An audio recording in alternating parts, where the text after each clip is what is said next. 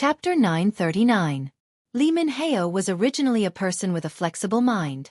While others were worried about whether their heads would still be hanging on their necks tomorrow, Li Minhao was thinking more about how to use this opportunity to establish a relationship with the five-star army and then become an important minister of North Korea after the reform. In fact, he had such a condition.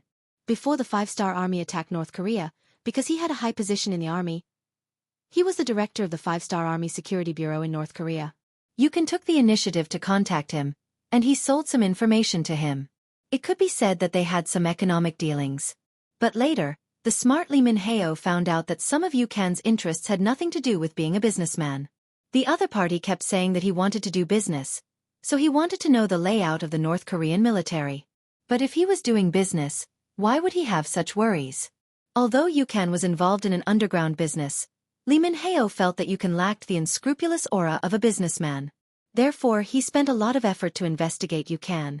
Although he didn't find any evidence, he could see that this person's identity was suspicious from many aspects. Logically speaking, if Li Minhao wanted to arrest someone in North Korea, he didn't even need a reason. But for Yukan, not only did he not do that, he even stopped all the investigation, as if nothing had happened. The two of them continued their relationship, and if possible, he even took the initiative to provide some convenient conditions for the other party. What kind of person was Yukan? When he faced the shrewd Wan Shan in Talu City, he didn't even frown. He was very cautious, and there were many well-trained intelligence elites under him. Li Minhao sent people to investigate him, and soon found out, and then he was ready to kill him to silence him. But then he found that this person was very tactful. Seeing that Hai Erjuan's attack was imminent, in order to avoid unnecessary trouble, he stopped killing him and let him escape. After conquering the entire North Korea, the situation was in chaos. At this moment, Yukan thought of Li Minhao again. This time, he publicly looked for Li Minhao and revealed his identity. He hoped that Li Minhao could cooperate with his work to clear the assets of the officials and aristocratic families in Seoul. Although the Intelligence Bureau also had some information, without the help of a local snake, a lot of work would inevitably take some detours. Yukan turned out to be a member of the five-star army, and an important member. This made Li Minhao, who had a headache over the current situation and didn't even know what to do next, overjoyed. He immediately took the initiative to accept this task. Under his leadership, many hidden rich families in Seoul were uncovered and helped the mercenaries collect 2 million taels of silver. It could be said that he had made a lot of contributions. It must be said that Li Minhao was really good at doing things. After doing so many good deeds in a row, he didn't have the intention to ask for a reward. He still behaved properly, and even according to the rules of the five-star army, he took the initiative to hand over half of his family's assets. Not only that, Li Minhao knew that if he wanted to gain a foothold in the new government, relying on this alone was not enough. He also needed to have his own people in the five-star palace, preferably his own family. Then who was his own family? Of course, his family was the best. Fortunately, Li Minhao was also a talented man when he was young. Because of his background, his wife was also very beautiful. More importantly, he gave birth to a daughter who was as beautiful as a fairy. How to take the opportunity to give himself 7 good sons-in-law to strengthen the Li family in the future became a problem that he needed to consider. In order to catch a rich husband, Li Minhao first sent his daughter to the dance school opened by the five-star army to learn how to dance. Then, he hired a few Chinese teachers at a high price to make the best use of the time to tutor his daughter. He also found some people who were familiar with Han etiquette to be teachers of etiquette. After that, he began to wait for the opportunity to come. After successfully conquering the entire territory of North Korea and killing the new king, Li Ji, they established a new supply route. In the future, the supplies did not need to enter the sea town. They could directly go ashore at the port of North Korea, and then enter Liaodong through the Yalu River and then enter Shirqing. Under the great success, Luan Xiaoyu, who came with the transport ship, proposed to hold a social ball. It could not only help the brothers who fought on the battlefield to relax and create some opportunities for their marriage, it could also ease the tense atmosphere in Seoul, and at the same time, it could also improve the relationship with some of the representatives of the local forces. Yang Qindong knew very well that for every land that was conquered, whether they could stand firm or not did not depend on the degree of recognition of the people at the beginning, but whether these influential people cooperated or not. In addition, this was Luan Xiaoyu's request. After thinking about it, He agreed and completely handed over the preparation work of the banquet. Luan Xiaoyu, who received the agreement, was, of course, very happy. She immediately opened a temporary dance school to teach some of the North Korean officials women dance. Then, she took out the equipment that had been prepared long ago and prepared to organize a decent ball. When the news spread, Lee Min-heo knew that the opportunity that he had been waiting for had appeared. If he could take this opportunity to find a good husband for his daughter, it would be equivalent to finding a good backer for the Lee family. At that time, who would dare to bully them? Therefore, he spent a lot of effort to dress up his daughter well. Li Jianghu was Lee Min-heo's daughter. She was indeed very beautiful. She had the quiet beauty that was unique to the Korean people. She was 1.66 meters tall, and her gorgeous clothes made her figure even more perfect. In addition, she had learned the so-called social dance very well and danced very well. This time, she was confident that she would shine in the ball and achieve the most dazzling goal. In fact, it wasn't just Lee Min-ho who was doing this. Many Korean families and clans were also making similar preparations. They found the most beautiful young girls in their clans and prepared to use them as marriage bonds. At the same time, some of the young masters of these clans were also making preparations. They wanted to see if there was any opportunity to get in touch with some high-ranking officers of the 5-star army. If they could form a friendship, it would be beneficial for the future development of their clans. But in such a clan, there was also an outlier. His name was Han Chong. He was a young master in his early 20s who looked quite handsome. For a long time, Han Chong was a hot topic among the younger generation. Not only did this person have a good appearance, but most importantly, he was well-read and also had good skills. How to say it? A person who was well-versed in both literature and martial arts described this kind of person. His family background was good. He was related to Han Mingjin, who had been sentenced to death. He was also a capable person. Under the influence of the great Ming dynasty's Confucianism, he knew all the 4 books and 5 classics. It could be said that he was very talented. In addition, he had learned martial arts. His body was strong and he looked good. It was impossible for him to keep a low profile. If it weren't for the Korean Navy provoking the 5-star army, people like Han Chong would have stood out sooner or later. It was inevitable that he would become a pillar of the Korean kingdom in the future. Such a young master naturally attracted the attention of a group of young girls. Once upon a time, he and Li Jianghu were said to be a pair. A talented man and a beautiful woman were so harmonious. Some people even said that they were a match made in heaven. But now, everything was over. Since the defeat of the Korean army, there had been no contact between the two.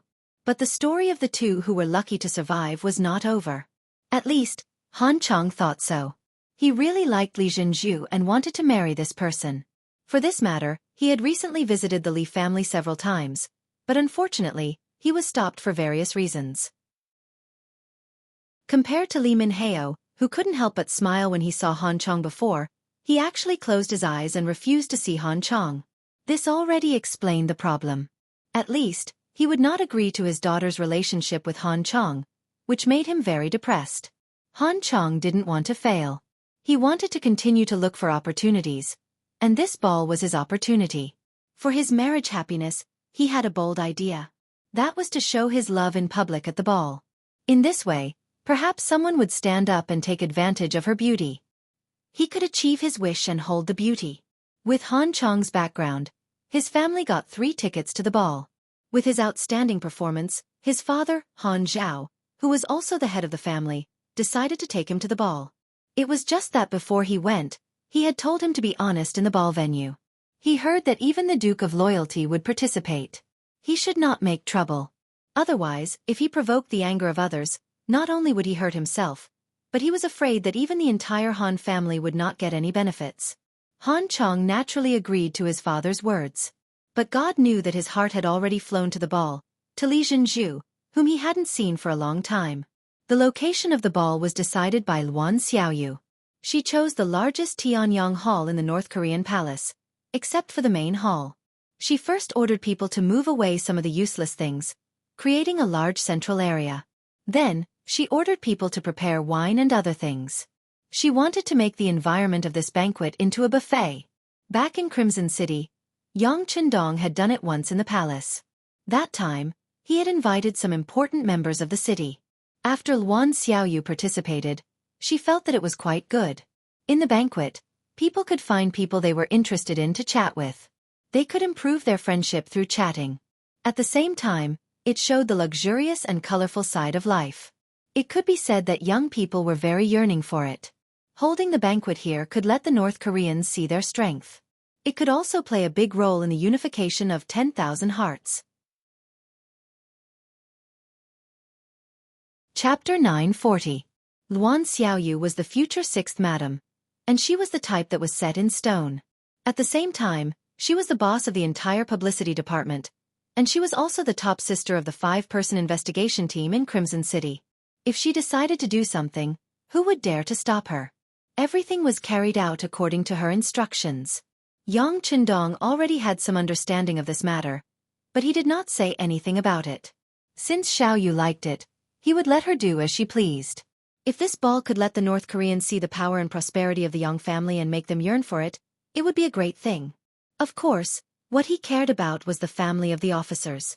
According to the rules of the 5-star army, an officer could apply for marriage as long as 2 of the 3 conditions were met. First, they had to have joined the 5-star army for more than 2 years. Second, their position had to be at least a battalion commander. Third, their military rank had to be at least a major. As long as 2 of the 3 conditions were met, they could start a family. They could even take in concubines. Of course, for the mid-level officers of the 5-star army, their first wife had to be a Han. This was not an exception. However, if they really liked a woman, they could take in a concubine if she was not a Han. This was also a way to increase their Han genes. In the future, the Han men would become more handsome and the women would become more beautiful. Joining the 5-star army, which was the earliest mercenary group, was a busy start. Other than fighting everywhere, the internal competition was also very fierce. If you did not move forward, you might be surpassed by others and then replaced. No one wanted their hard work to be wasted, so they could only work harder. Over time, some officers did not have the chance to solve their personal problems. Perhaps the ball was a good way. Not only did they have to let the horse run, but they also had to let the horse eat good grass and feed it fine fodder. This was Yang Chendong's standard of doing things. Although the competition for all levels of officers in Xianxia's forces was very fierce and there were many things to do every day. But correspondingly, they also received a lot in return. In the past, they were treated well in terms of money and treatment. Now, the way of the ball was a kind of care and concern in life. North Korea's new provincial governor was already in place. His name was Zhang Yi, and he had once worked in Chisun City's City Lord Manor. Reality had already proven his ability, and this time, he had transferred one of City Lord Yu Qian's trusted subordinates to be in charge of North Korea. Under Yang Chendong's instructions, Zhang Yi participated in the preparation work of the ball. He invited who he invited and what he had to say to the people he invited. This was a great help for Zhang Yi to understand the situation here faster. In the end, under Zhang Ye's ample preparation, other than the officers and officers of the 5-star army, a total of more than 100 local clans were invited to the ball. In total, the number of participants exceeded 300.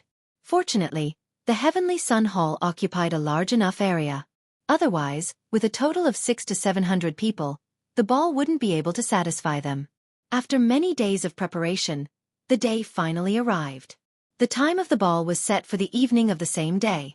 After dinner, many well-dressed young ladies went out of the door in a carriage under the leadership of the patriarch and went straight in the direction of the palace.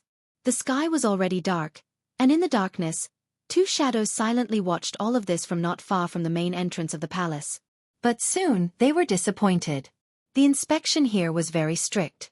Not only did they have to check the application, but also some officials who were very familiar with Seoul were here to screen the identity of the people who came here to prevent any unruly people from sneaking in. Thinking about it, since even Yang Chendong was going to participate, this ball, which was still fresh to people, must be of extremely high quality. It was reasonable for the security to be stricter. The inspection was very serious. The people who entered were also searched, but even so, the people who could enter actively cooperated. It can be seen that their hearts were already leaning towards the 5-star army. Big brother, it seems that we have no chance to sneak in. One of the 2 shadows in the darkness said. That's right. But second brother, we don't have to be discouraged. As long as we work hard, there will always be opportunities. A ball like this will definitely not satisfy everyone. Once someone is treated unfairly and has anger in his heart, it will be an opportunity for us to take advantage of. You have to know, since King Nanming sent us brothers here, it means that he has high hopes for us. We must not let the king down. In the darkness, another man made his own voice. From the sound of his voice it was very calm, showing that he had a good psychological quality. The big brother's name was Xianxia, and the second brother's name was Xianxia. They were sent by the former king Minzhuang, the current king Nanming, Zhu Huijin. After the five-star army launched an attack on the Kim Bian dynasty, Zhu Huijin also took the opportunity to declare himself as King Nanming. He first sent troops to deal with King Shiping in Yunnan. He wanted to expand his own efforts and clean up the enemies behind him. When King Nanming made his move, Zhu Qizhan of the southern Ming dynasty quickly made his move. He sent out 200,000 troops and launched a pincer attack with King Shiping. In the beginning it was fine. King Nanming, who had a certain amount of preparation, was able to withstand it. He even won some local battles.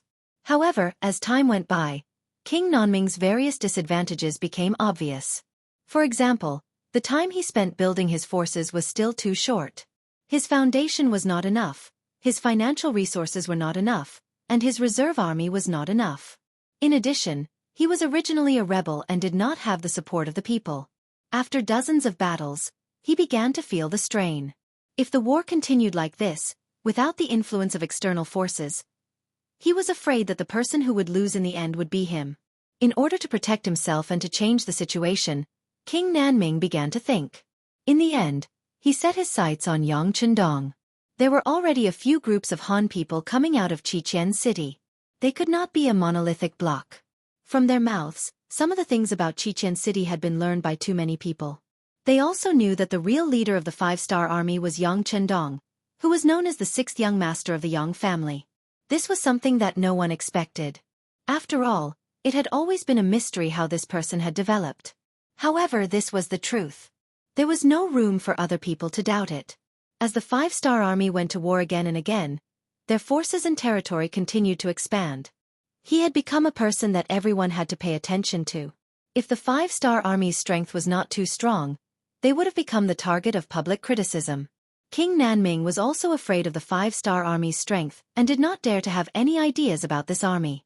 However, that did not mean that he did not dare to have any ideas about Yangchendong.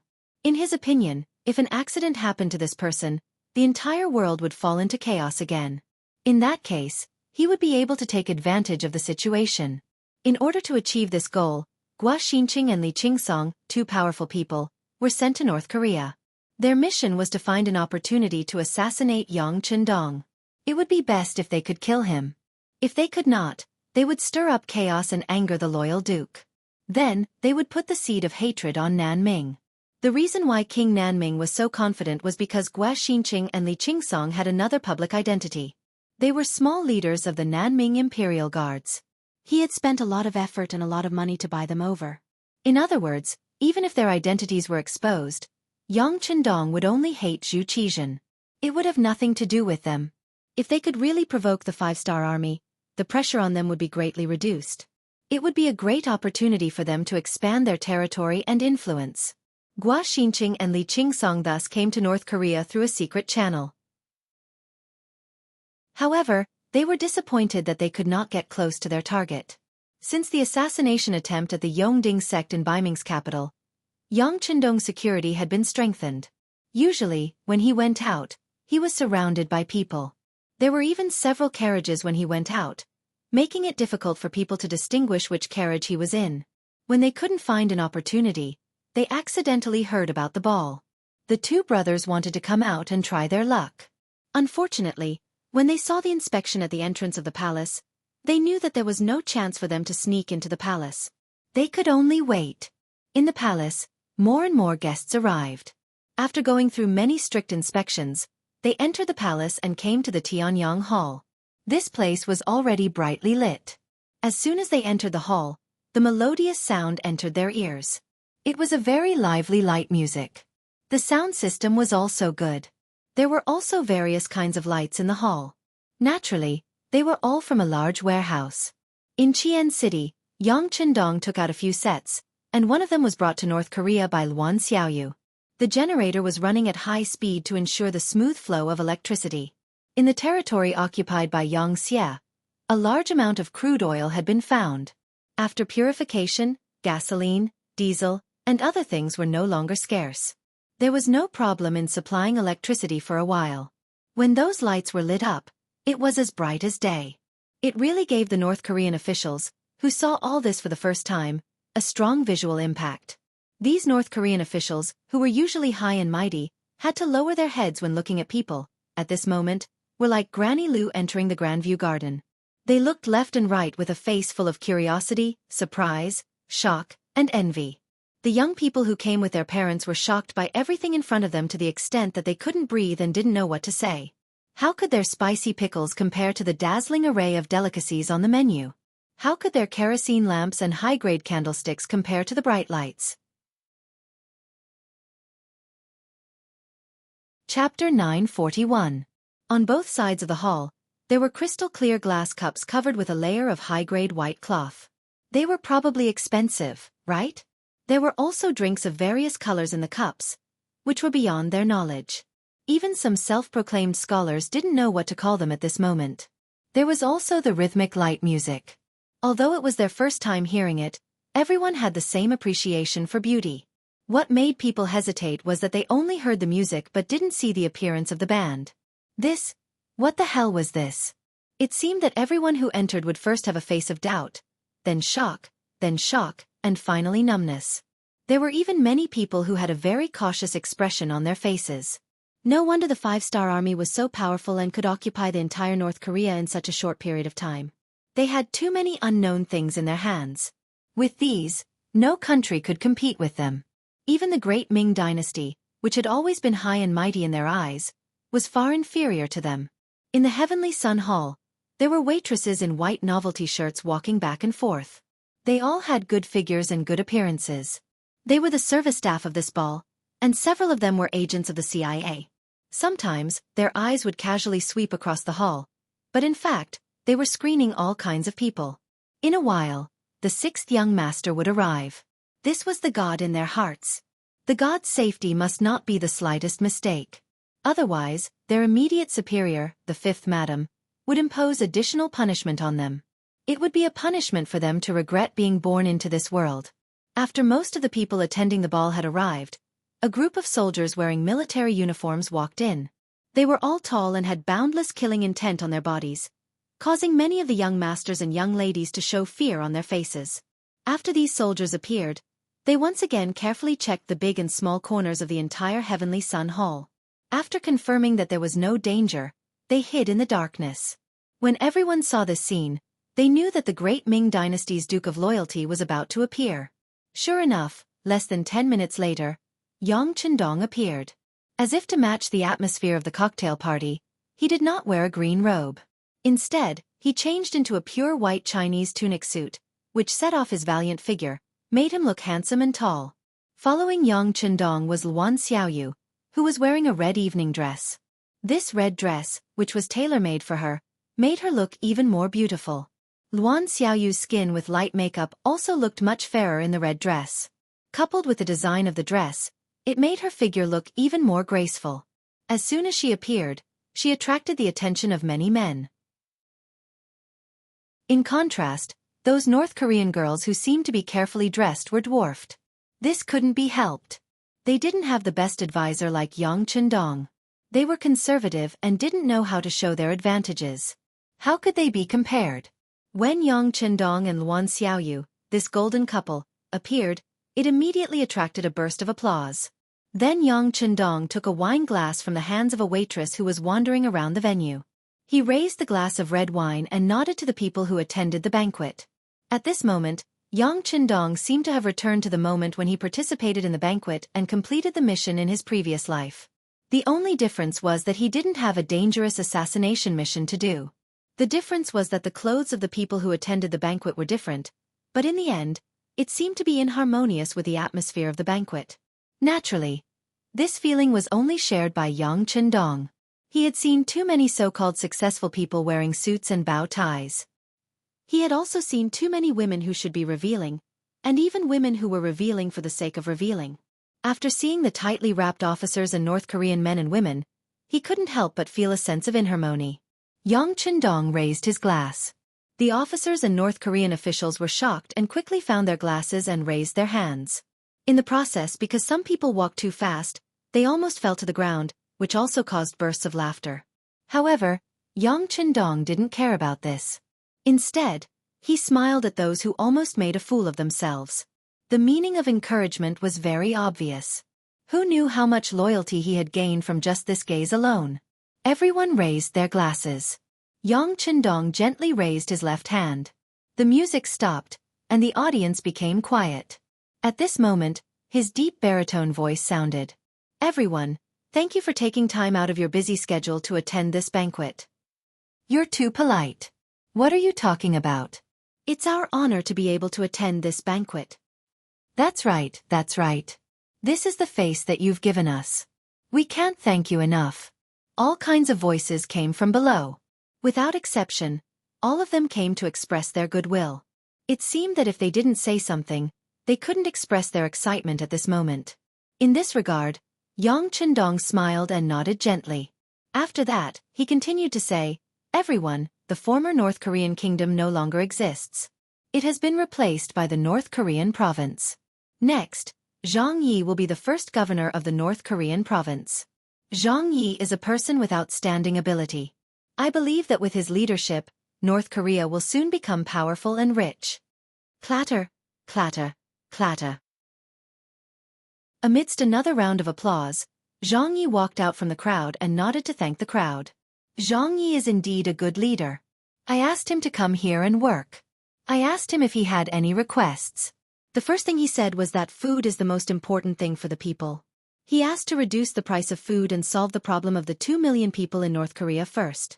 Since he's here to preside over the overall situation, I have to support him. There's no need to say anything. Sell the food at 20% of the pre-war price.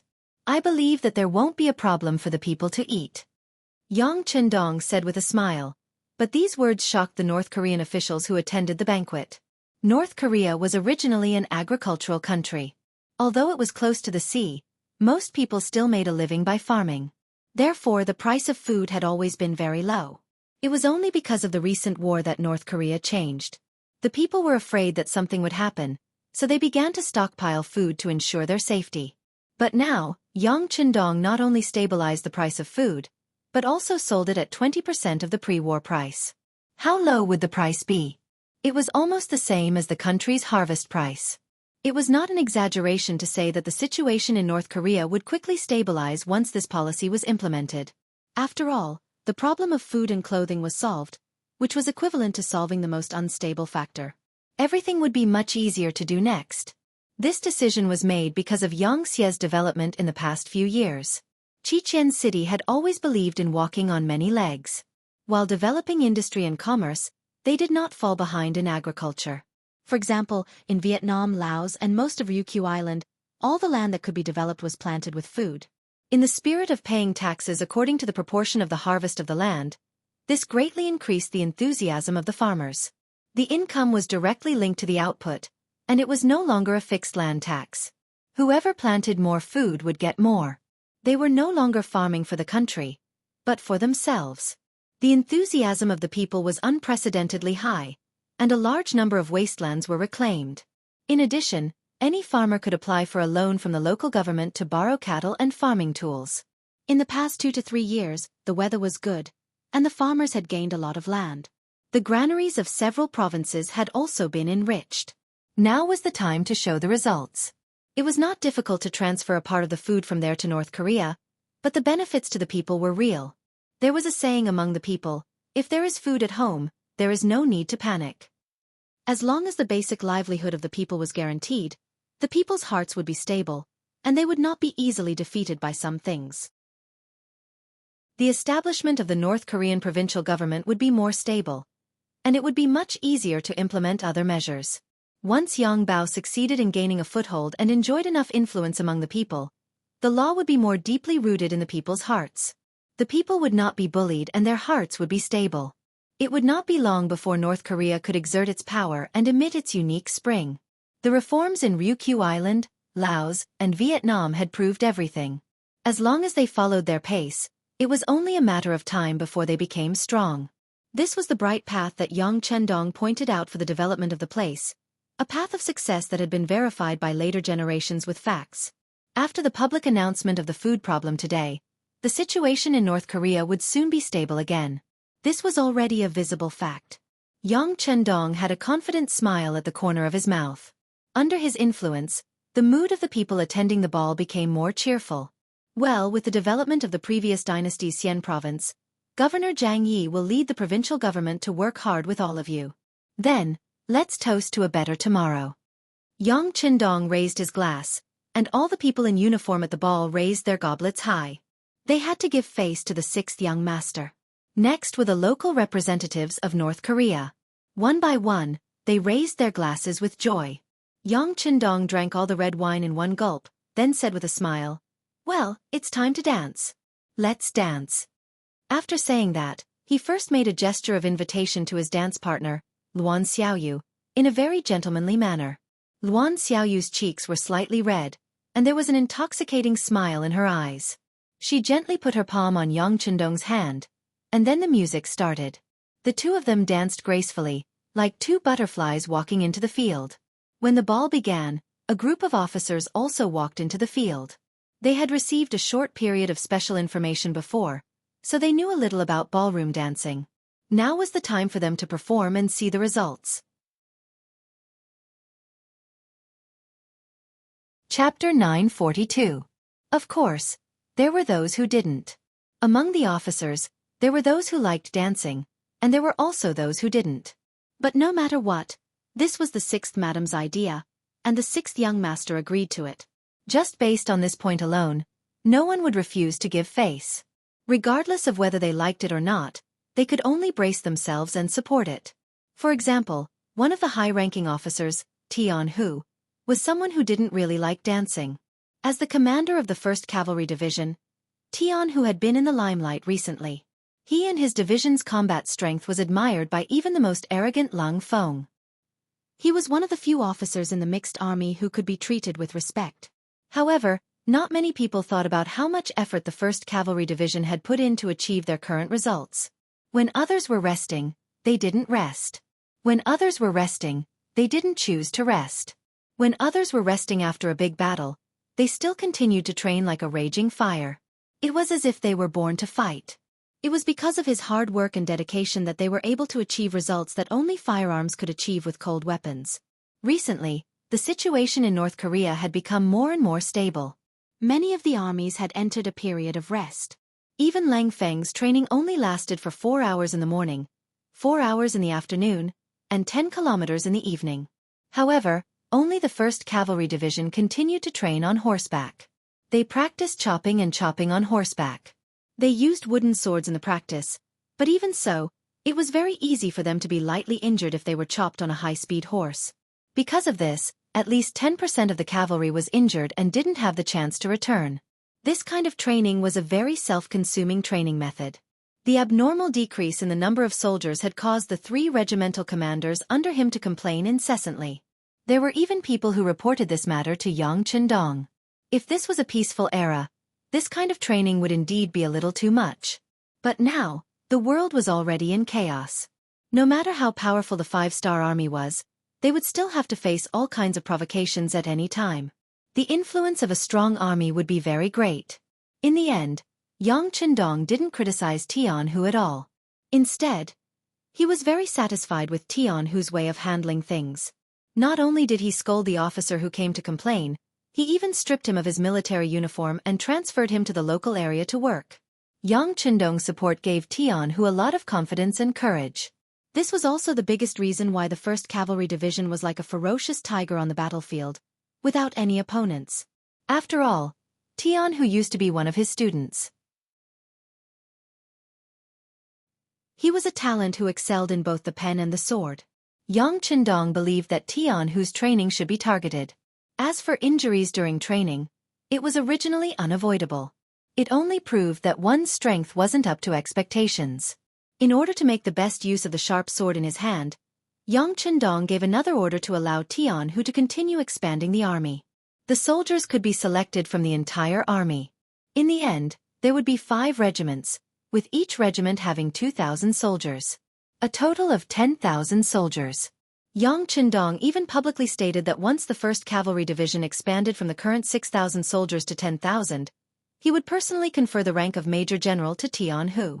A division commander could actually obtain the rank of general.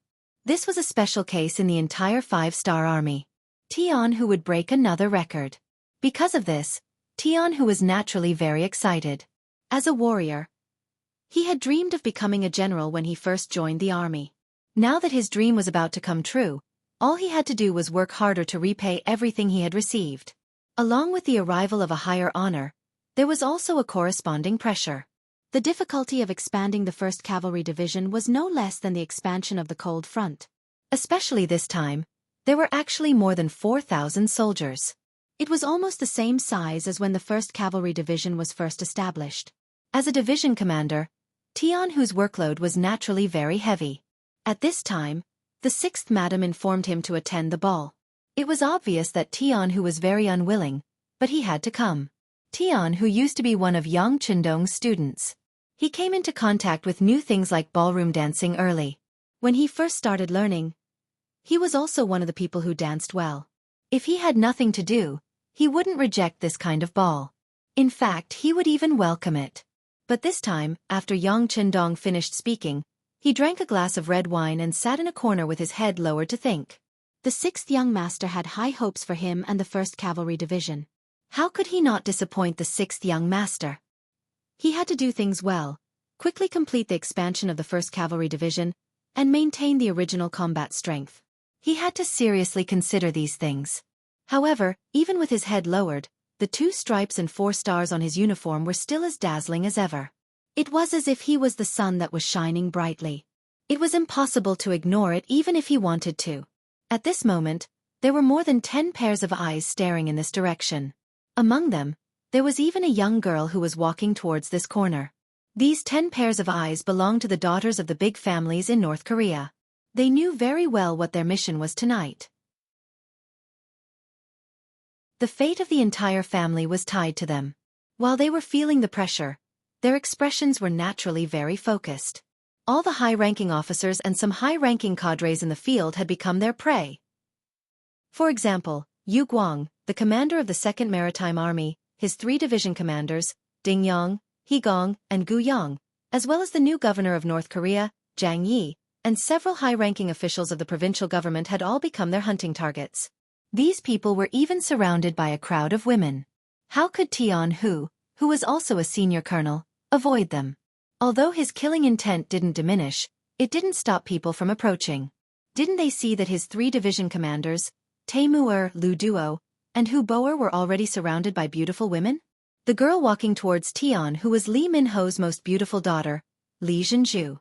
Originally, she had already made preparations, but Han Chong's sudden appearance disrupted her original plan.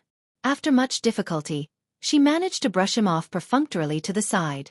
The few targets that she had been keeping an eye on were already surrounded by other girls. She had no choice but to look at Tianhu. Even though she felt that this person wasn't easy to get along with, when she thought of the mission her father had given her, and how she carried the hope of her family, she still walked over without hesitation. At first, Li Zhenju's footsteps were very quick, as if she was afraid that someone else would steal her target. However, as she got closer and closer to Tianhu, who was sitting in the corner, the feeling of nervousness and apprehension grew stronger and stronger. Women in ancient times were very conservative and reserved. They paid more attention to the orders of their parents and the words of the matchmaker. Many women didn't even step out of the house when they were young. They would only know the appearance of the man they were marrying when they were actually married. In the present day, this was undoubtedly a very sad thing.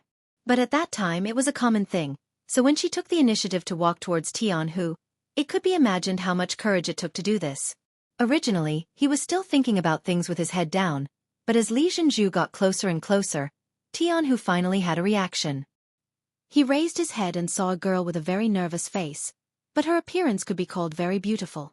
Li Zhenju did have a certain capital, whether it was appearance or identity. She was a superior person. At this moment, her nervousness made her like a budding flower, and people couldn't help but look at her twice. Jianghu, who raised his head, was indeed amazed by Li Zhenju's appearance. But in less than a breath of time, he returned to normal. He also understood the other party's intention, then shook his head gently and said, "I'm sorry, I'm thinking about something now, and I don't want anyone to disturb me. No, please don't refuse, otherwise, I may die after this banquet." When Li Zhenju heard Tianhu's refusal, it was as if her head was hit with a stick, and then tears flowed from her eyes uncontrollably. Li Zhenju wasn't exaggerating. She had taken the initiative to look for Tianhu, and many people must have seen it. If she returned empty-handed, she didn't know how many unpleasant words would be spread out tonight. For a very pure girl like her, these kinds of words were terrible, and she was even more afraid. She, who didn't complete the task, perhaps did not need to wait for her father to scold her. She would use her own way to end her life. Yes, there were many women in that era who sacrificed themselves for the name of loyalty. This was the style and characteristics of that era. You could say that they were ignorant, or that they lacked education, but the truth was the truth, and it couldn't be changed. Originally, he wanted to put on a fierce face and scare the other party. Tianhu believed that when he put on a cold face, even the elite soldiers of the 1st Cavalry Division would feel afraid. He didn't believe that he couldn't scare a woman away. But after seeing Li Zhenju cry, and her appearance was so distressing, even his frozen heart couldn't help but beat twice at this moment. He knew that he couldn't refuse this woman today. "Oh, okay, then I'll dance with you. It's just that I haven't danced for a long time, so I might be a little rusty." The general agreed, and Li Zhenju was naturally very happy. Her small face immediately turned from crying to smiling. "I just learned it not long ago, and I'm not very good at dancing." "Haha, good. Then we're about the same weight. Let's not laugh at each other, please." Tianhu was amused by Li Zhenju's manner of speaking. After laughing, he stood up and stretched out his arm to Li Zhenju like a gentleman.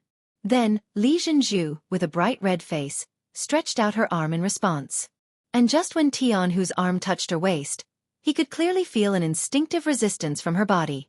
Then, her body involuntarily tensed for a moment before relaxing again, and she stepped onto the dance floor with Tianhu. Chapter 943. Some things could be faked, but some things could not be faked.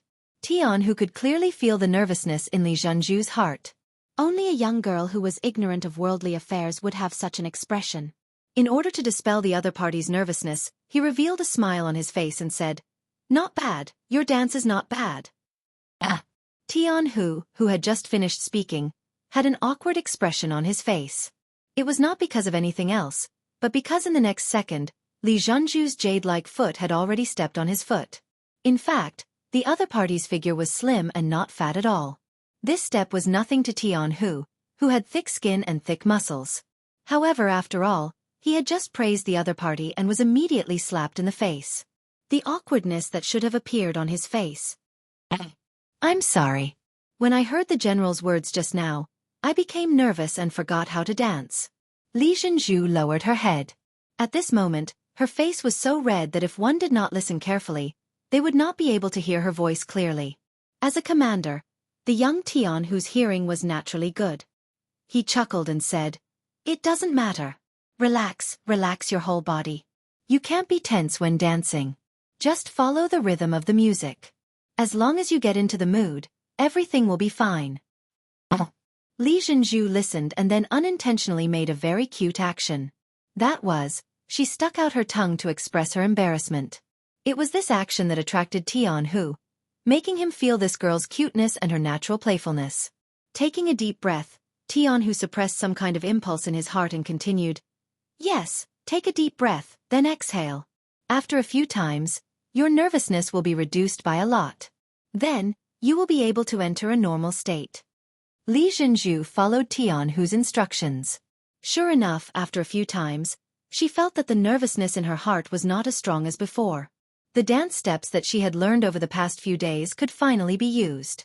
She could even cooperate with Tianhu to make a few difficult movements. Immediately, she said with a happy face, "You're so good. Did you often dance before?" "How is that possible? Even if I didn't have the time, I didn't have the conditions. I just learned it from the 6th young master." Jianghu shook his head with a smile. The sixth young master? Loyal and courageous? Did you learn from him? Li Zhenju asked curiously. Yes. I was once one of the students of the sixth young master, and that was one of the best times of my life. The murderous look on Tianhu's face disappeared as he recalled the time when he was Yang Chendong's student. It was replaced by beautiful memories. Suddenly, the resolute general turned into a gentle and heroic man. This scene made Li Zhenju stare blankly.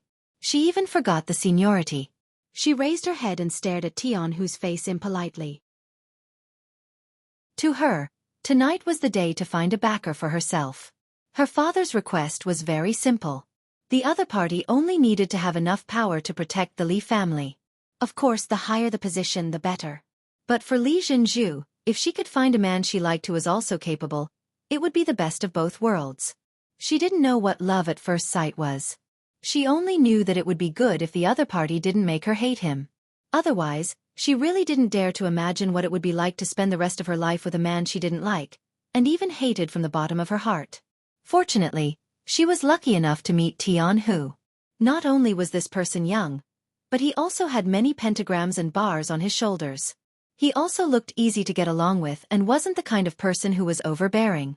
This made Li Zhenju's heart filled with happiness. On the battlefield, Tianhu would not even bat an eyelid even if he was facing an army of thousands of men and horses, or an enemy that was several times his size.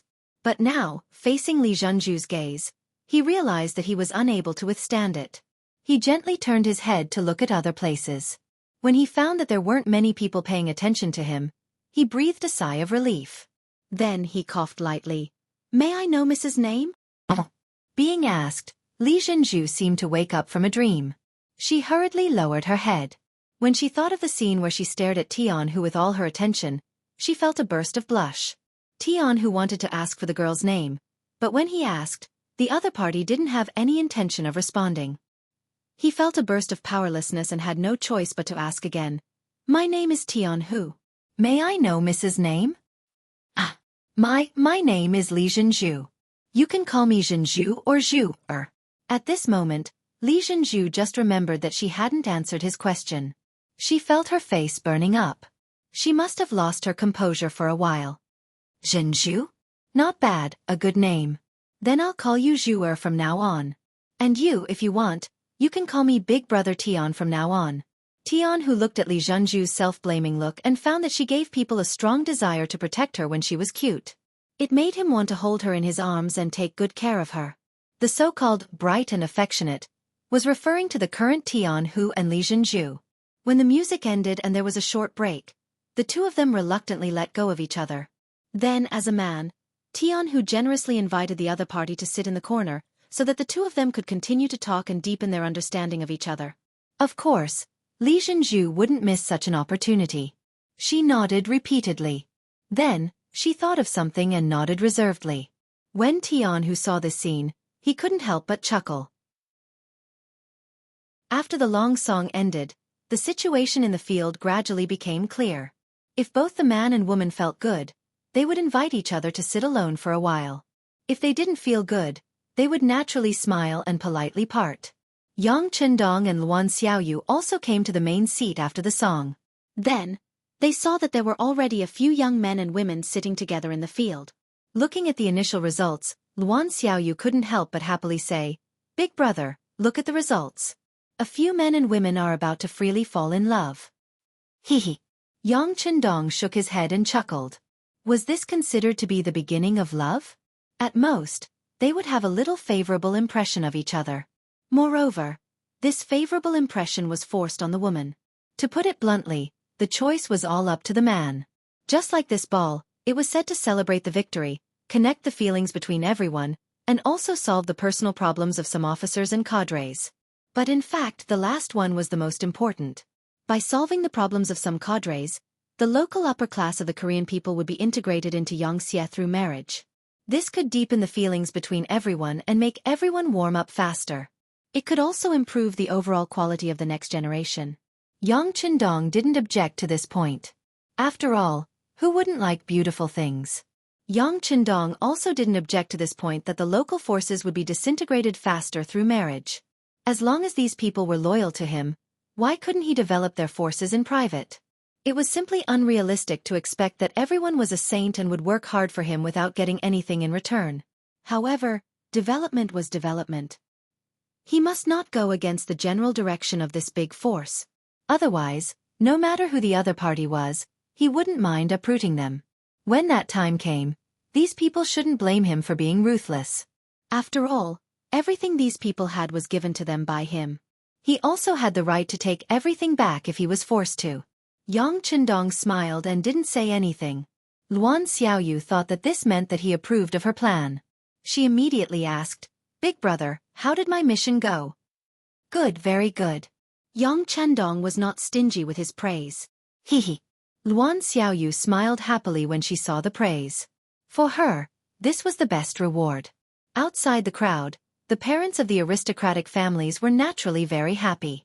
Like Li Minho, when he saw that his daughter was sitting together with the commander of the 1st Cavalry Division and chatting happily, he was so happy that his mouth was about to split open. It was as if he could already see the bright future of the Li family. On the other hand, some of the family heads whose daughters had returned to their original positions were anxious. They hurriedly ordered that there would be 2 more songs in a while and that they must hurry up. If they couldn't find a high-grade song, they should choose a low-grade one. In short, they must gain something. Otherwise, it would be hard to say if they could still stand on top of Seoul in the future. This time, Han Chong came with his father and sister. Unfortunately, his sister belonged to those people who didn't gain anything. At this time, his father, Han Zhao, was continuing to work with his sister. It was as if he had to gain something, otherwise the Han family would be in danger. At this moment, Han Chong didn't pay attention to this at all. His eyes were fixed on Li Jianghu, who was chatting happily with Tianhu in the corner. Once upon a time, everyone treated them as a match made in heaven. At that time, because the Han family had some relationship with Han Mingjin, they were at the peak of their power. Even Li Minho had to curry favor with his father. Not only did he not object to the matter between him and Li Jianghu, but he also often talked about it, as if everyone was already a family. But now, everything had changed. Han Mingjin was killed, and the 5-star army entered the city. The Han family was no longer a noble family. Han Chong had also been reduced from a first-class son to a nobody, so much so that he had to worry about his own life. At this time, the Li family had also changed. No one mentioned the marriage anymore. Now he had to watch the girl he liked, who he had always thought was destined to be his wife, force a smile in front of another man.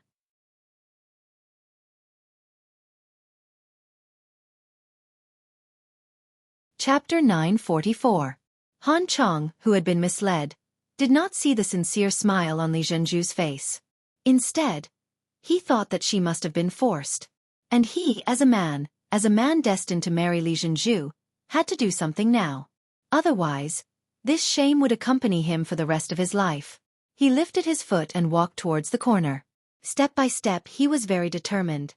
His fists were clenched, and all the muscles in his body were taut at this moment. He wanted to teach that officer a lesson. He wanted to show his manly side. Tianhu, who was sitting there chatting with Li Jianghu, had a smile on his face. The more he got to know her, the more he found her pure and lovely side. She seemed to be without any schemes. They talked about some embarrassing things that happened to her when she was a child. At one point, even Tianhu could not help laughing and sighing after hearing about it. Just as they were chatting happily, a sudden gust of wind came from the back of Tianhu's head, smashing towards it. If this hit, he would definitely have a slight concussion, and there might be some sequelae. Who was Tianhu? He had killed countless enemies on the battlefield and was often used to long-range attacks. It was common for him to fight with fewer people. How could such a sneak attack escape his eyes and ears? When Han Chong approached him, he felt it. He did not move, just wanted to see what Han Chong was going to do.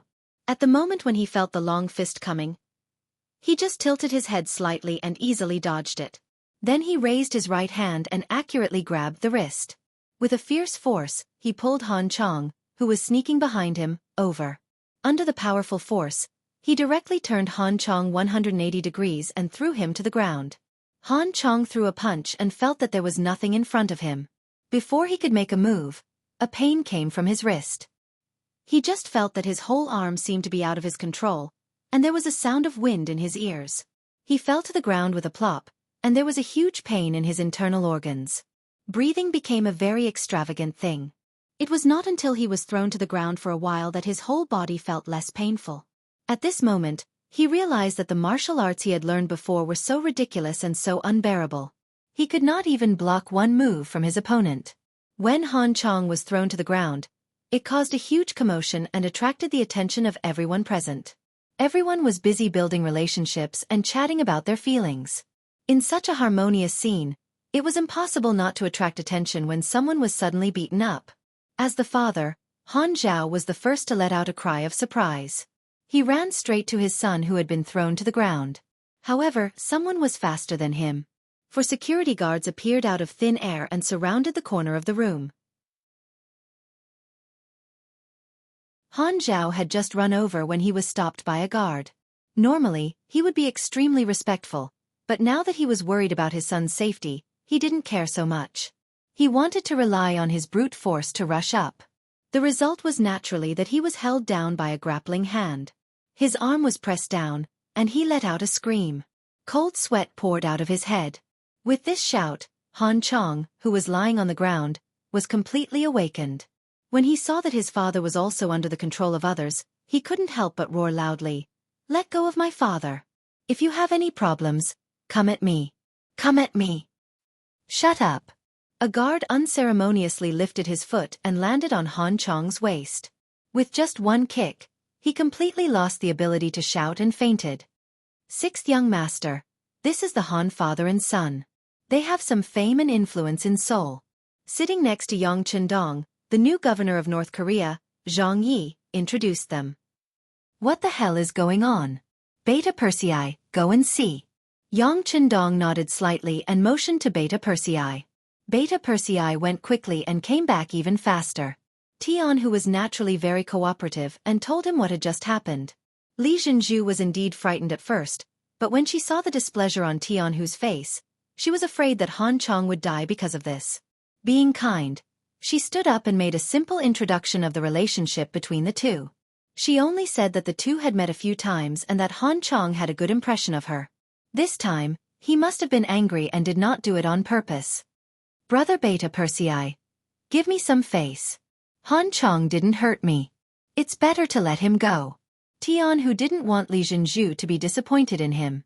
He didn't put people like Han Chong in his eyes, so he pleaded for him. Li Zhenju looked at him gratefully when she heard his words. Beta Persei nodded immediately. He couldn't decide whether to give face to Tianhu or not. This was something that even the young master was concerned about, but he would definitely report Tianhu's attitude to the young master. Yang Er left and returned to Yang Chendong's side. He told Yang Chendong what he had learned, especially the part where Tianhu had pleaded for leniency. "He's so cold-blooded on the battlefield, but he's also affectionate and righteous in life. Not bad." Yang Chendong smiled after listening. A general killed the enemy on the battlefield. This was something that couldn't be helped, but in life, a general should also show his benevolence and righteousness. Tianhu's approach was very qualified. After some teasing, Yang Chendong decided to give face to Tianhu. If that's the case, send the Han father and son out. The unconscious Han Chong was carried out, followed by his father, Han Zhao, and his sister, who came for a blind date. But even if such a thing happened, which officer would be willing to be on good terms with the Han family? With a sorrowful expression, Han Chong knew that this time, the Han family was going to decline. He no longer dared to hope for a future. He only hoped that his family would be safe and sound. He would be satisfied as long as they could keep their lives. If he wanted to be safe, an apology was naturally necessary. Han Zhao decided to wait for his son to wake up and persuade him well. Then, he would visit him early the next morning to apologize. He thought that a dignified general should still have some magnanimity. But how could he know that he wouldn't have such an opportunity? He would never have it. Gua Xinqing and Li Qingsong, who were in the dark, saw their son being carried out of the ball. He and his daughter were accompanying him with sad expressions. They were like dogs who saw a bone. They saw hope and opportunity. More than 2 hours later, the ball was over. The money that the two of them had used to plant spies in the homes of some of the North Korean officials had worked. The whole story of what had happened in the house of Han had reached their ears. Then, a sinister plan to shift the blame was quickly put into action. Han Zhao almost didn't sleep all night. The next day, when the sun rose, he went to his son's room. For the future of the Han family and for the safety of his family, he had to persuade his son to apologize to Jianghu. He had also investigated last night. This Jianghu was actually the commander of the 1st Cavalry Division. He was one of the generals that even the Duke of Zhongdan valued very much. If he couldn't solve the problem with this person, the Han family would only be in trouble in the future. When Han Zhao pushed open the door of his son's room, an earth-shattering scream came out. Han Zhao sat on the ground with a plop. Looking at his son whose nose had been cut and whose face had been disfigured, he only felt dizzy at this moment. His eyes were filled with countless golden flowers. The scream quickly attracted the other Han family members. After seeing this scene, they cried one after another. After an unknown period of time, Han Zhao's voice sounded again. Come, prepare a sedan. I'm going to file a complaint. I'm going to file a complaint. Without his son, it meant that there was no hope in life. At this moment, Han Zhao was no longer thinking about the future. He just wanted to seek justice for his son.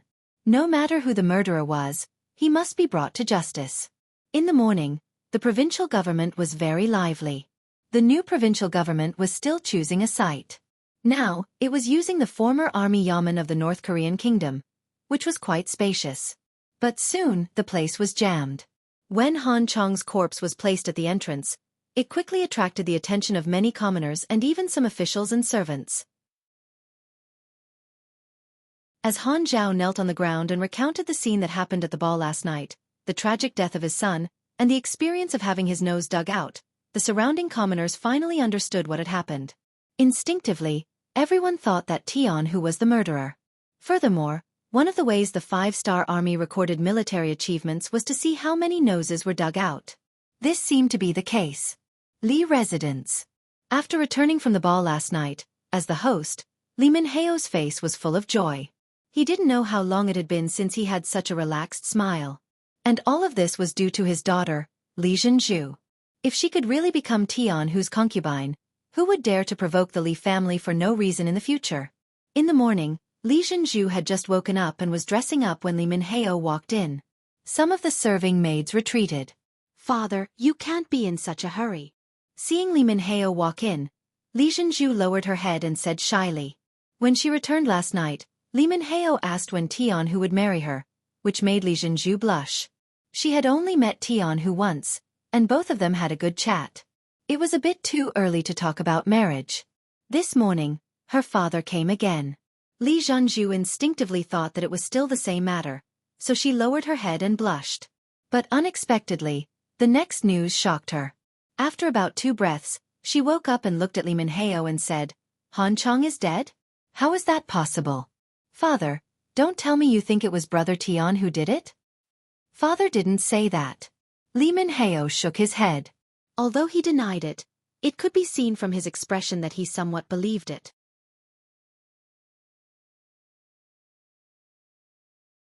Chapter 945.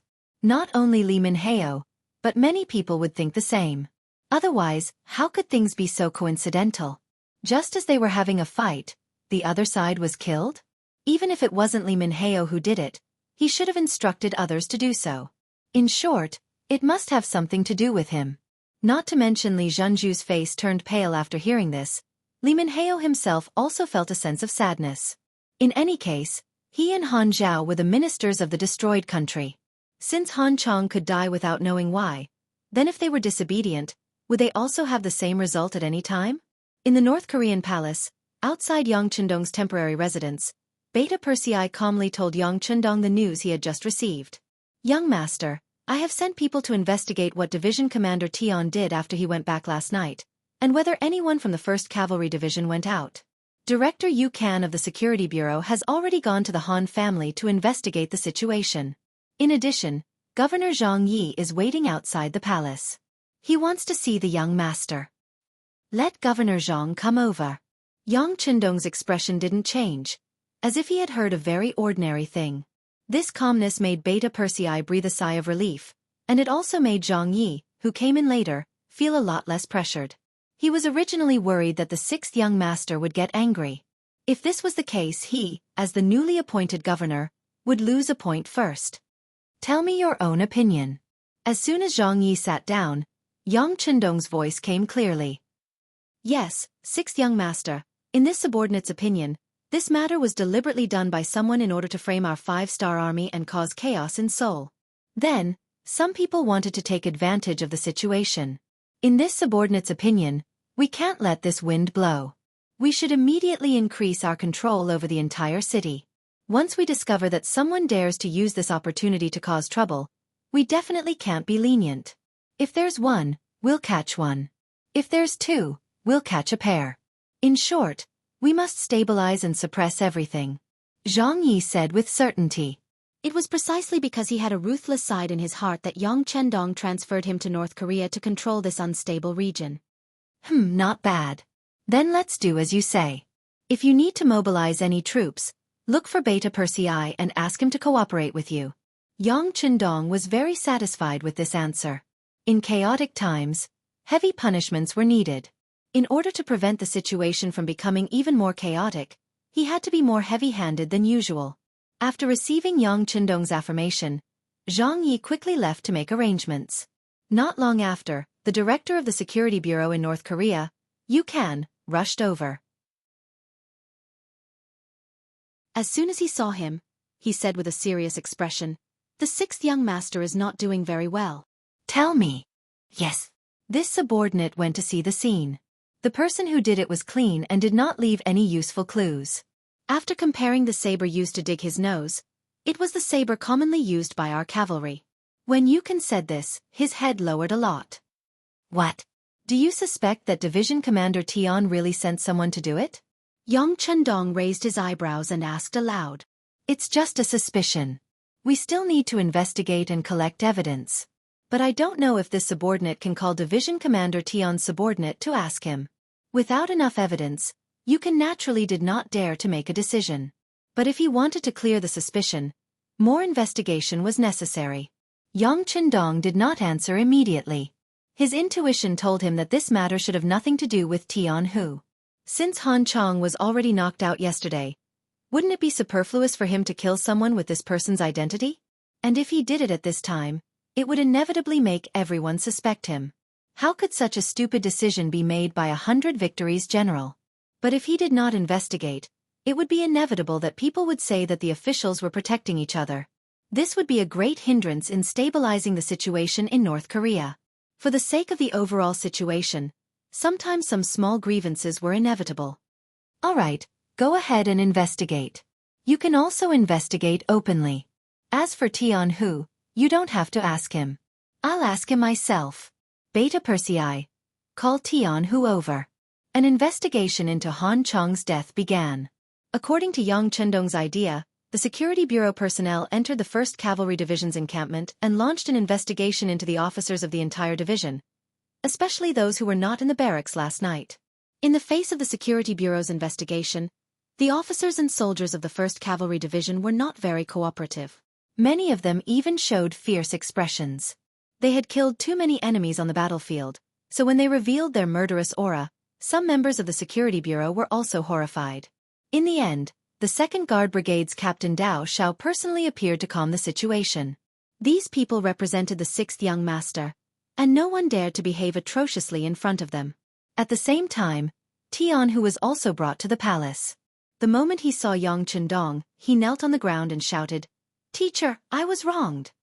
"I know you were wronged. Get up quickly." Yang Chendong looked at Tian Hu and nodded. The grief and indignation on his face had already told him the answer.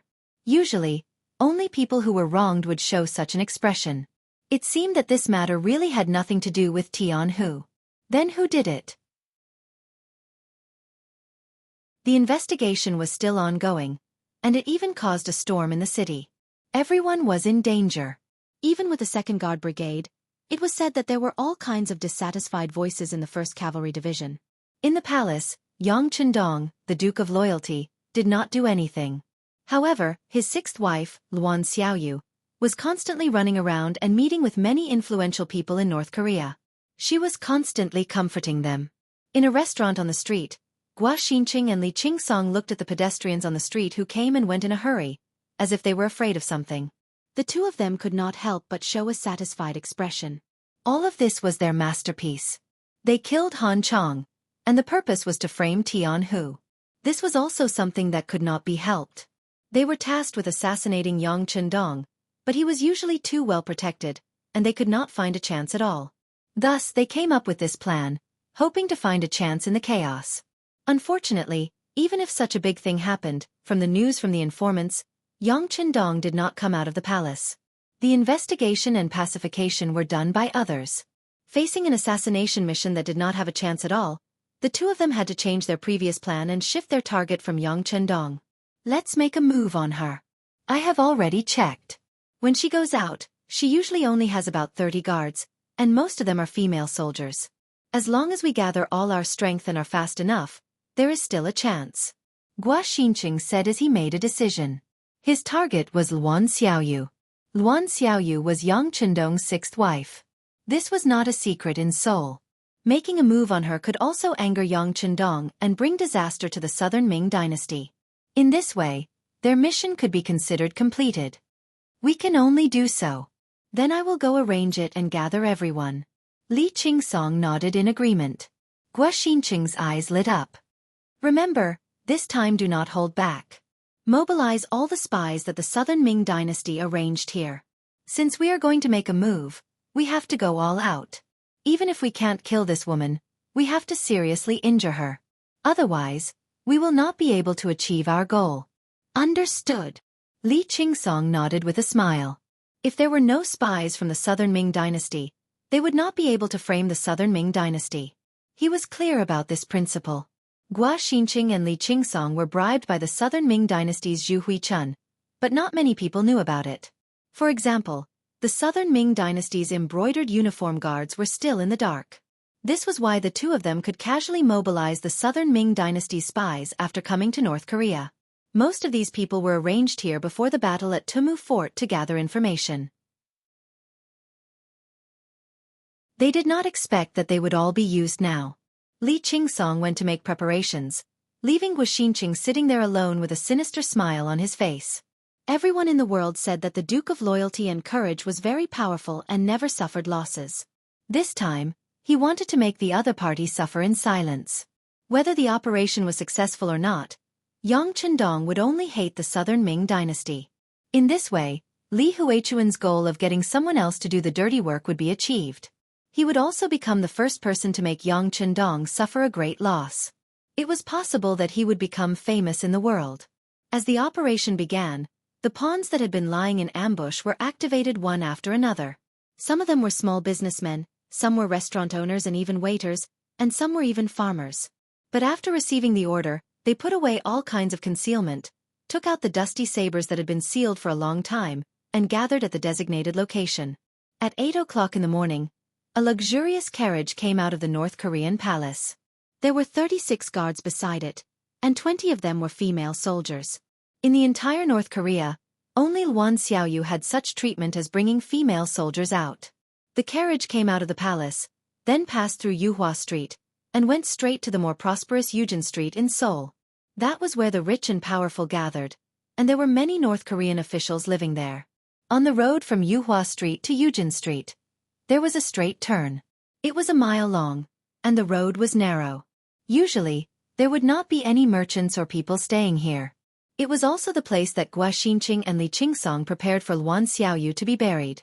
The carriage slowly moved forward, and the 36 guards around it followed behind the carriage at a leisurely pace.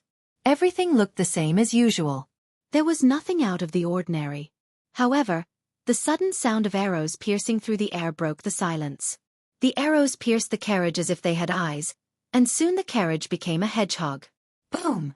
A flashing red signal flare rose into the air, and someone among the guards issued a warning. The other guards shouted to protect Minister Luan, and the carriage was protected.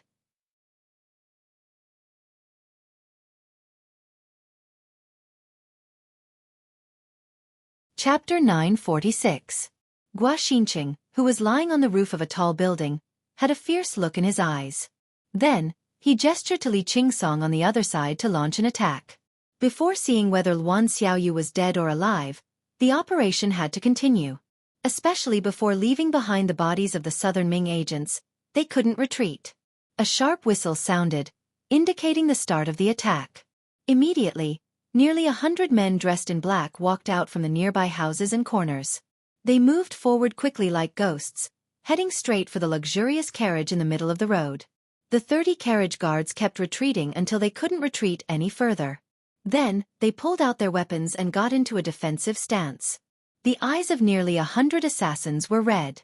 They only had one goal, and that was the woman in the carriage. As long as they killed this woman, they would have made a great contribution. Then, they could return to the Southern Ming Empire to receive their rewards. This was their only hope to start afresh and become a righteous person again. They had to grab hold of this opportunity. With 100 people fighting against 36 people, the advantage was very obvious. After just one exchange, the assassins in black had the upper hand. 2 of the assassins in black even bypassed the guards and came to the front of the carriage. They reached out and pulled the curtain. Shwa! A white light flashed, and the arm that had just reached out suddenly flew up. A figure rushed out from the carriage. Who else could it be but Jianghu? 2 blades flashed quickly, and the assassins in black fell to the ground one after another. Not a single one of them was a match for them. At the same time, teams of cavalry appeared on both sides of the street and surrounded the area. Not good, retreat. Seeing that this was clearly a trap, the assassins in black stopped attacking and turned to retreat. They wanted to use the surrounding buildings to escape. The 36 guards who had been resisting all this time suddenly had a Type 95 submachine gun in their hands. A series of gunshots rang out. One after another, the black-clothed assassins fell to the ground. The sound of gunshots indicated that they had lost the ability to escape. Let's go! Seeing that the ambush was actually a trap, Xianxia and Xianxia, who were on the roof, also turned to leave. Although they had fallen into a trap this time, they had completed more than half of their mission. They had successfully shifted the blame to the Southern Ming Empire. However, at this time, it was not so easy for the 2 of them to leave. Their movements had long been watched by the Wolf-Fang Special Forces. When they were about to leave, more than a dozen shadows also followed them. Originally, there were many residences here, so it would be difficult to find the 2 of them. It was Xianxia's fault for blowing a whistle when he gave the order to attack. Wolf-Fang happened to catch it. Then, he found Xianxia through Xianxia's hand gesture. Since they had been discovered, there was no way they could escape. Xianxia and Xianxia, who were retreating immediately, realized that someone was following them. This made them extremely shocked. They could not understand how they had been discovered when they had been so careful. However, now was not the time to pursue these matters. Escaping was the problem that needed to be considered. Xianxia was very unlucky. In the process of escaping, he rushed straight toward another member of the Wolf-Fang Special Forces and was blocked. Seeing that the road ahead was blocked, he gritted his teeth and jumped down from the roof that was more than 30 feet high. Ah! Ouch! Feeling that his ankle was twisted, Xianxia immediately took a deep breath. He rolled on the ground and got up. He supported his broken leg and continued to leave. Then, when he stood up and looked up, 2 members of the Wolf-Fang Special Forces appeared in front and behind him. They looked at him as if they were looking at a monkey being played. Their eyes were full of mockery. Enduring the pain from his ankle, Xianxia's hands reached for his waist. 2 short knives appeared in his hands. He shouted and rushed toward the 2 members of the Wolf-Fang Special Forces in front of him. Ever since he joined the Imperial Secret Service, he was already extraordinary. This was where his confidence came from. Usually, 6 or 7 people would not be able to get close to him. Even if he was injured now, it should not be a problem for him to fight against 4 people. Xianxia, who was confident, rushed forward. The 2 short knives were fierce and powerful. He slashed diagonally. Every move he made was a killing move. It was as if he would kill anyone who dared to block him. Xianxia was desperate enough. His face was full of murderous intent. The 2 short knives were also very sharp. However, he did not know that his opponents were the best members of the Wolf-Fang Special Forces, Silver Hand and Steel Leg. Facing the rushing Xianxia and the 2 short knives that were shining with silver light, the 2 of them were not afraid. Instead, they laughed and let him get close to them. However, They did not show the slightest intention to retreat. It was not until the short knives were in front of them that they stretched out one hand and one leg. They grabbed the back of the two knives with both hands and kicked Li Qingsong's chest. With a powerful force, a figure was kicked out. Even in the midst of frantically retreating, Li Qingsong's face still had an unconcealable fear. He thought that he was already very powerful, but he did not know that there was always someone stronger. Compared to the more elite Wolf Fang special forces, the gap between them was still very big. Under Li Qingsong's carelessness, or it could be said that his strength was not equal, he was caught red-handed. In contrast, Guo Xinqing's luck was much better. He was not surrounded when he was escaping. Instead, he escaped from danger. When he landed in a small courtyard that had already been prepared, he changed into the clothes that had already been prepared here. Then, he pretended that nothing had happened and walked to the street. Reality told Guo Xinqing that the 5-star army had obviously come prepared. Once they could not find him, he was afraid that they would immediately search for him. The small courtyard he was in was certainly not safe. Now, only by walking out of Seoul could he be considered to be really out of danger. Guo Xinqing, who had a beard on his face and changed into silk clothes, came to the street. Unfortunately, he found that there were soldiers of the 5-star army everywhere. They had actually blocked all the streets in this area. Anyone who entered or left had to be strictly checked. Guo Xinqing reached out and touched the travel pass that he had already prepared. He wanted to try to rush out, but his calm personality made him stop the impulse in his heart. He did not know if the travel pass that he had bought from the North Korean official was useful. If there was a problem, then he would be walking into a trap. He looked to his left and right, and when he saw a large mansion, he suddenly made a decision. He would hide there for a while. He didn't believe that the 5 astral army would be able to seal off the streets forever. As long as the situation was not as tense, it would be time for him to escape. Guo Xinqing's face was as calm as possible. He left the crowd without attracting any attention, and went straight to the courtyard with the word Li written on it. When he arrived at the foot of the courtyard wall, he didn't immediately jump over the wall. Instead, he first listened to see if there were any movements in the courtyard. After confirming that it was safe, he grabbed onto the 2-meter-tall courtyard wall with both hands and jumped over the wall to enter. Generally, in this kind of large courtyard, there would always be some places that no one went to. If he was lucky, he could find a place where no one would go to hide. No one would be able to find him. But it seemed that Guo Xinqing's luck wasn't too good. When he jumped over the wall, he saw a young girl with a pretty good status. That girl was also looking at him at that moment. For a moment, their eyes met, and both of them had surprised expressions in their eyes. Then, the girl wanted to shout after being frightened. But before she could make a sound, she felt a pain in her neck. Then, her vision turned black and she fainted. Guo Xinqing finally made his move. He also clearly saw the surrounding environment. It turned out to be a small garden.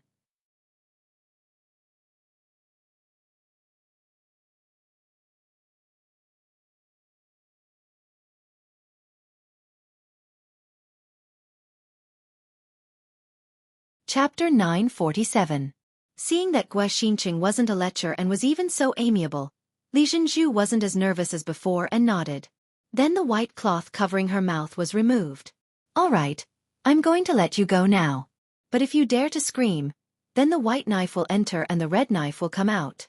It's a pity that you're so beautiful and yet you're going to die. Wouldn't that be a pity?" Li Jianghu nodded her head twice. Seeing how cooperative Li Jianghu was, Guo Xinqing smiled. "Very good. Next, I have a request. Before I leave, you can only stay in this room. If I discover any movement from you, I guarantee that within a few steps, my knife will fly out and take your life. Do you understand?" "I understand." Li Jianghu nodded her head obediently. "Very good. I believe you're a smart person." Guo Xinqing laughed again. Then, he walked to the small table at the side and casually drank the tea placed there. At this moment, it was as if the well water didn't interfere with the river water, and the well water didn't interfere with the river water. They were only waiting for the danger to pass before going their separate ways. It was as if they had never met before. On the streets outside the Li residence, the investigation was still ongoing. The main focus was on middle-aged men. As long as it was someone like this, no matter what identity they had, they would be taken away for screening. Just from this point alone, Xianxia was right not to rashly walk out. More than 2 hours had passed since the search began, but there was still no result. Wolf Fong Captain Tai who led his men to search the area and finally found the courtyard where Xianxia was staying. They also found the clothes that Xianxia was wearing. This should be one of his strongholds. The surrounding streets have been tightly sealed off. It's impossible for him to leave. How about this? Inform all the troops to search from house to house. In short, we must find him. Tai who looked at the clothes that Xianxia had thrown away and said angrily. The target actually escaped from under his nose. This was a great humiliation. If he still couldn't find him, how could he face the 6th young master? Therefore, no matter what price he had to pay, he had to find him. After the streets were sealed off, the search began. The Cold Vanguard Regiment of the nearby Sea's 4th Division had been transferred over to guard the perimeter. The Wolf Fong Special Forces and the 1st Cavalry Division became the main force in the house-to-house search. Finally, the two tigers met and launched a joint operation. Coincidentally, Jianghu and Tai who had met at the entrance of the Li family's courtyard. This place was very close to the street, and it was also a big house with many rooms. It would be very easy to hide a person here. When the two tigers appeared at the entrance of the Li residence with several subordinates, the two nodded in greeting.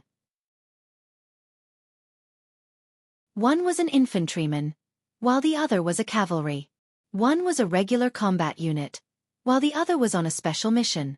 This made it very difficult for both sides to work together. But now, they actually bumped into each other. It must be said that it was a kind of fate.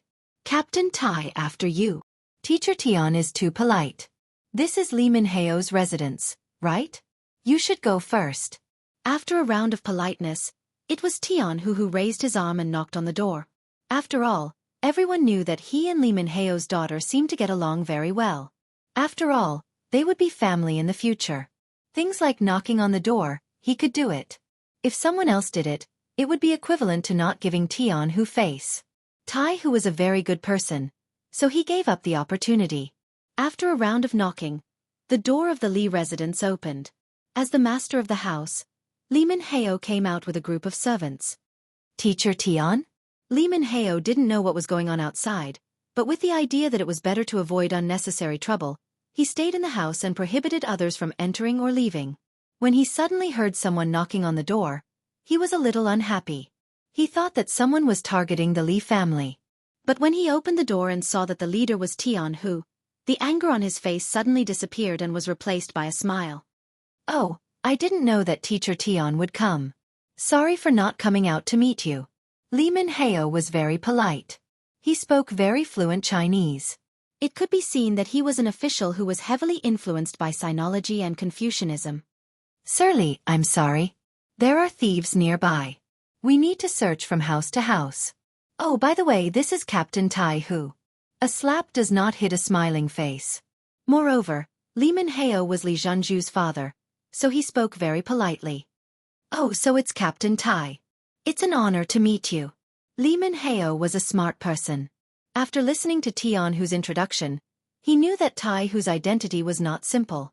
While he was smiling, he also tried to raise the other party's identity as much as possible. Sir Li is too polite. It's a pleasure to meet you. It's just that we have official business to attend to. We'll have a good chat with Sir Li next time. I don't know if we can do a check now. Tai Hu also had a smile on his face. He gave enough face to Tianhu. Otherwise, there would be no need to be polite. With the military order they could just go in and check directly. Of course. Generals and brothers, this way please. Li Minheo smiled and stepped aside to let them pass. If it were someone else, he would be more or less unhappy. However, the leader was Tianhu, so he didn't feel any reluctance. Under Li Minheo's lead, everyone entered the Li family's courtyard. Then the brothers he brought with him started to search. Everyone knew that Tianhu was related to Li Minheo. Therefore, even though they were searching, they were very careful and didn't damage a single blade of grass or tree. After about half an hour, the soldiers returned to the main courtyard. The news they brought with them was that they didn't find anything suspicious. Tianhu nodded with satisfaction. Then he looked at Tai Hu. Since the Li family was related to him, it was better for him to not make some decisions. He didn't want others to say that he was covering for them. Taihu also smiled at Jianghu. Then he asked the team members he brought with him, "Are you sure you've checked everything? There's no problem?" "Yes, there's no problem. Only Miss Li Zhenju's courtyard is left unchecked," the team members reported. Then, their faces showed some embarrassment. In the eyes of the soldiers, there was no difference between men and women. Since they were searching, of course, they couldn't let go of any place. However, who was Li Zhenju? After everything was done, she would become Division Commander Tianhu's concubine. How could such a woman be treated the same? Therefore, no one broke into her courtyard and no one dared to check it. This. Taihu looked at Tianhu with an embarrassed expression. "Division Commander Tian, what do you think about this?" "It's okay. I'll go with Master Li to take a look." Tianhu naturally understood that this was Iron Tiger giving him face. He immediately accepted the mission and then looked at Li Minhao who was beside him. Li Zhenju was still a member of the Li family. It wasn't appropriate for him to meet her in private. "Oh, no problem. I'll accompany Division Commander Tian to take a look at my daughter. It just so happens that she's not in a good mood recently. I'll have to trouble Division Commander Tian to comfort her." Li Minhao keenly felt that this was an opportunity. How could he let go of an opportunity to get together with his daughter and Tianhu? "Thank you." Tianhu expressed his gratitude to Li Minhao. Then he looked at Taihu and said, "Captain Tai, why don't we go together? I'll introduce Miss Li to you." Tianhu didn't want to mix public and private matters. If it turned out that the fugitive was in Li Zhenju's room and he didn't see it, then he wouldn't be able to explain himself even if he had 100 mouths. Although the possibility of this happening was less than 1 in 10,000, it was better to avoid trouble. Originally, Taihu didn't want to go in and take a look. There were still many places to check. However, if he rejected Tianhu's invitation, it would seem that he wasn't open and above board. Therefore, after thinking for a while, he nodded. "Okay, since that's the case, I'll go and see Miss Li. It'll be considered as a greeting." It was a great honor to have the dignified commander of the Cold Vanguard Special Forces greet someone. Without a doubt, this machine was for Tianhu. It was also a way to express goodwill. "Okay, let's go together." Li Minhao still had a smile on his face. Although he didn't want Division Commander Tai to accompany him, since everyone had the same idea, he naturally couldn't object. Thus, the three of them strode toward Li Zhenju's small courtyard. This time, they didn't bring anyone else. 1 or 2 people were enough to check. In the small courtyard, when the sound of footsteps came from outside the door, Xianxia, who was resting with his eyes closed, opened his eyes. Then he looked at Li Zhenju, who was still trembling with fear, and gestured at the dagger in his hand. Li Zhenju's entire body tensed up. Her face revealed a shocked expression as she nodded lightly. She believed that if she didn't do as this person said, the dagger that scared her would stab her body at any time. The footsteps outside the door were getting closer and closer. Li Minhao's voice could also be heard clearly. "Division Commander Tian, Division Commander Tai, this is my daughter's boudoir. I don't know why the door is closed in the middle of the day. The weather isn't too cold right now." Seeing that the small courtyard's door was closed, Li Minhao smiled awkwardly and prepared to continue forward. "Wait." Taihu, who was beside him, promptly stopped Li Minhao and asked, "Sir Li, you said that Miss Li's door is usually open during the day?" "Oh, it's October now. The weather in the morning and afternoon is still very warm. Usually, it's open, except for cloudy and rainy days." Li Minhao instinctively explained. After saying this, he seemed to have suddenly thought of something. His whole body couldn't help but tremble. Then, his body went limp and was about to fall to the ground.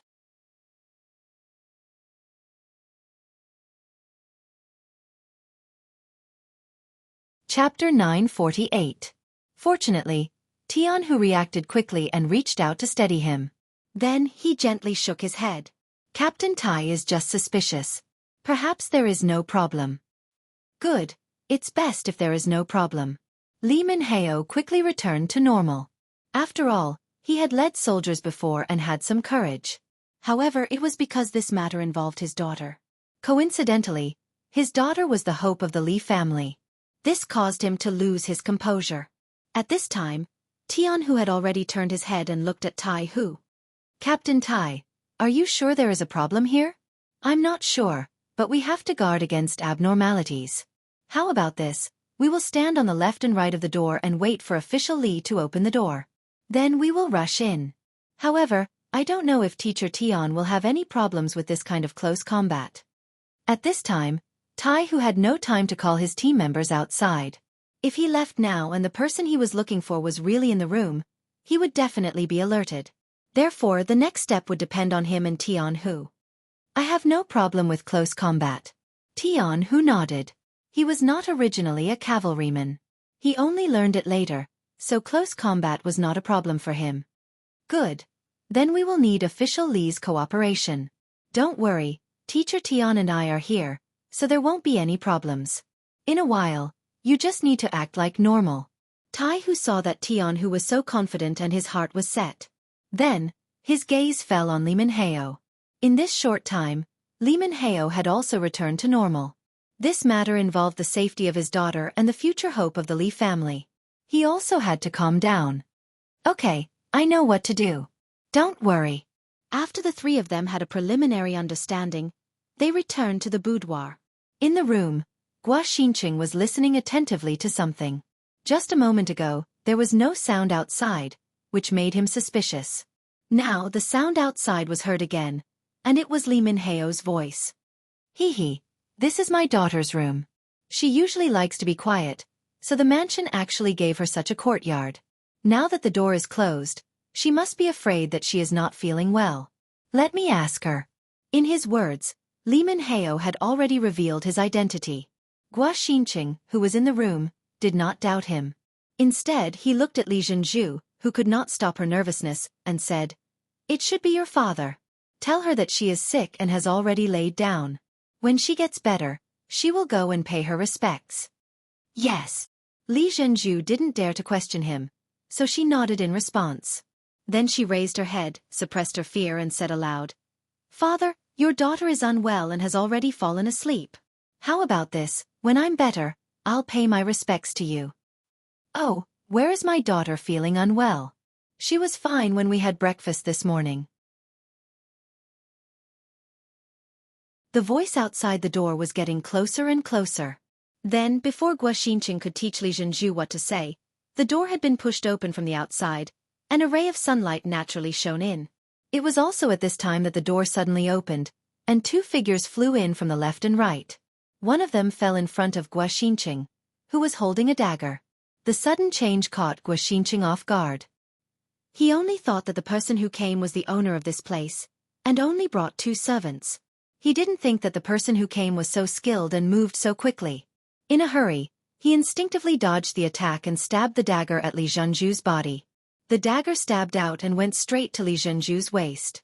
This scene made Li Jianghu couldn't help but scream. Then she felt her body become light, and then a tall and burly body blocked in front of her, facing the dagger. Sensing a familiar aura, Li Jianghu instinctively hugged the figure tightly. Then, the sound of weapons clashing could be heard. A cavalry saber and a short saber clashed. At the last moment, the saber blocked the other party's attack and knocked it to the side. Needless to say, the person who saved Li Jianghu was Tianhu. At the critical moment, he took out his second dagger and saved Li Jianghu's life. When he stretched out his dagger, he also took the opportunity to take a few steps back and sent Li Jianghu to a safe place. Then, he loosened his hand and put her down. He said to Li Minheo, who was still looking at this scene in surprise, "Look after her." After he finished speaking, Tianhu had already rushed out with his dagger. His target was Xianxia, who was fighting with Tai Hu. Xianxia, who was once an elite of the great Ming dynasty's genie guards and had few opponents, was in a crisis at this moment. The martial arts he was most proud of had become the most useless at this moment. When he faced the captain of the special forces, Tai Hu, he found that no matter how he struggled, he seemed to always be at a disadvantage. His speed, strength, and flexibility were all inferior. When Xianxia first fought with Tai Hu, he felt a strong pressure. He retreated step by step. In the blink of an eye, he had already retreated 4 steps. Seeing that the wall behind him was not far away, His forehead was covered with layers of sweat. Swish! Another swift blade flashed over, brushing past his arm and slicing off a layer of flesh. Blood dripped down, and pain assaulted his entire body, causing Xianxia's movements to involuntarily slow down. This created an opportunity for Iron Tiger.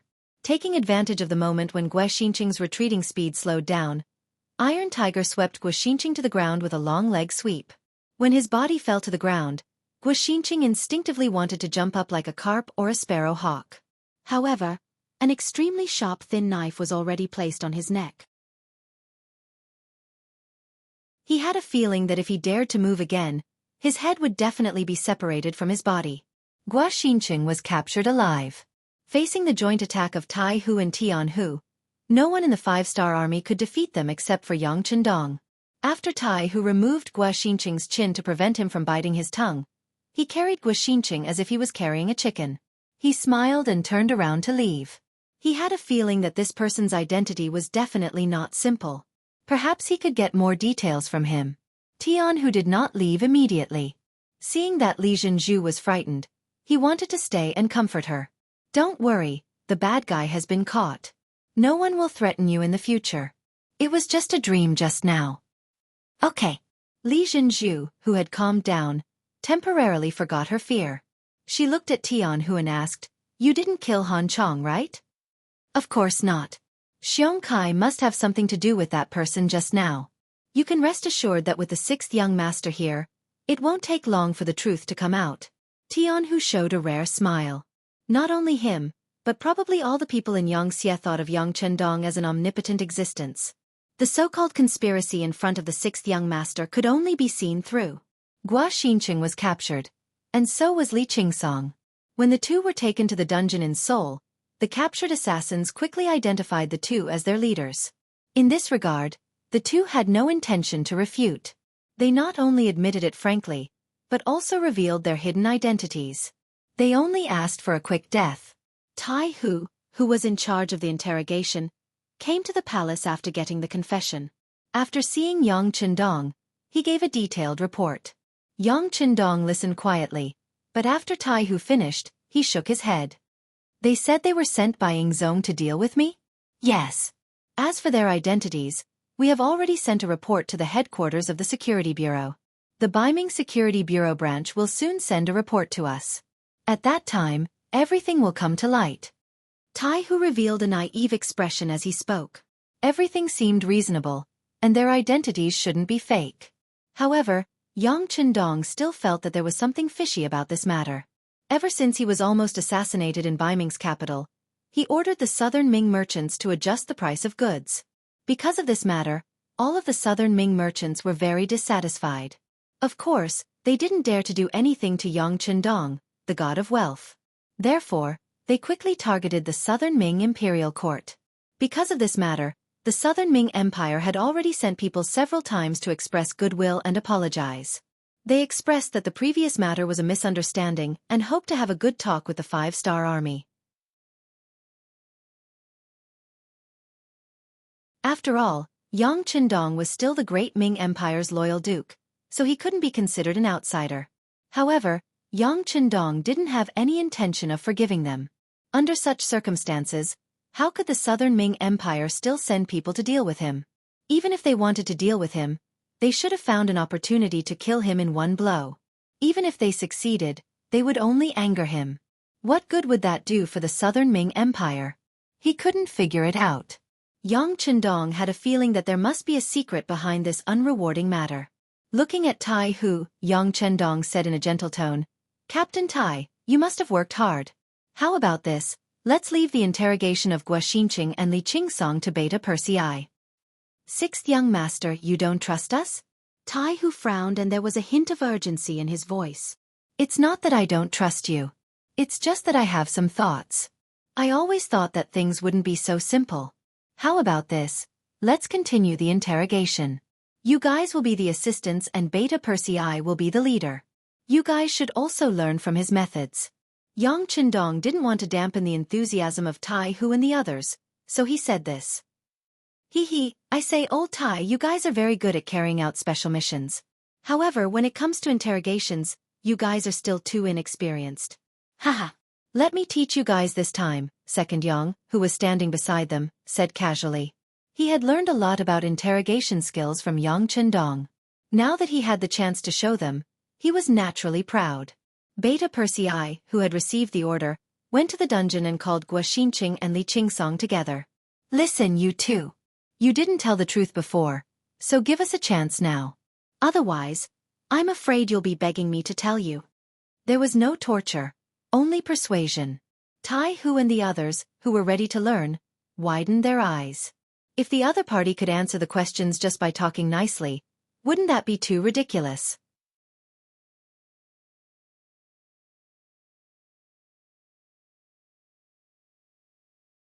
Chapter 949.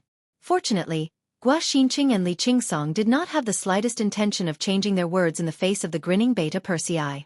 They still insisted that they were members of the Southern Ming Dynasty's Brocade Guard, and that they had already said what they needed to say.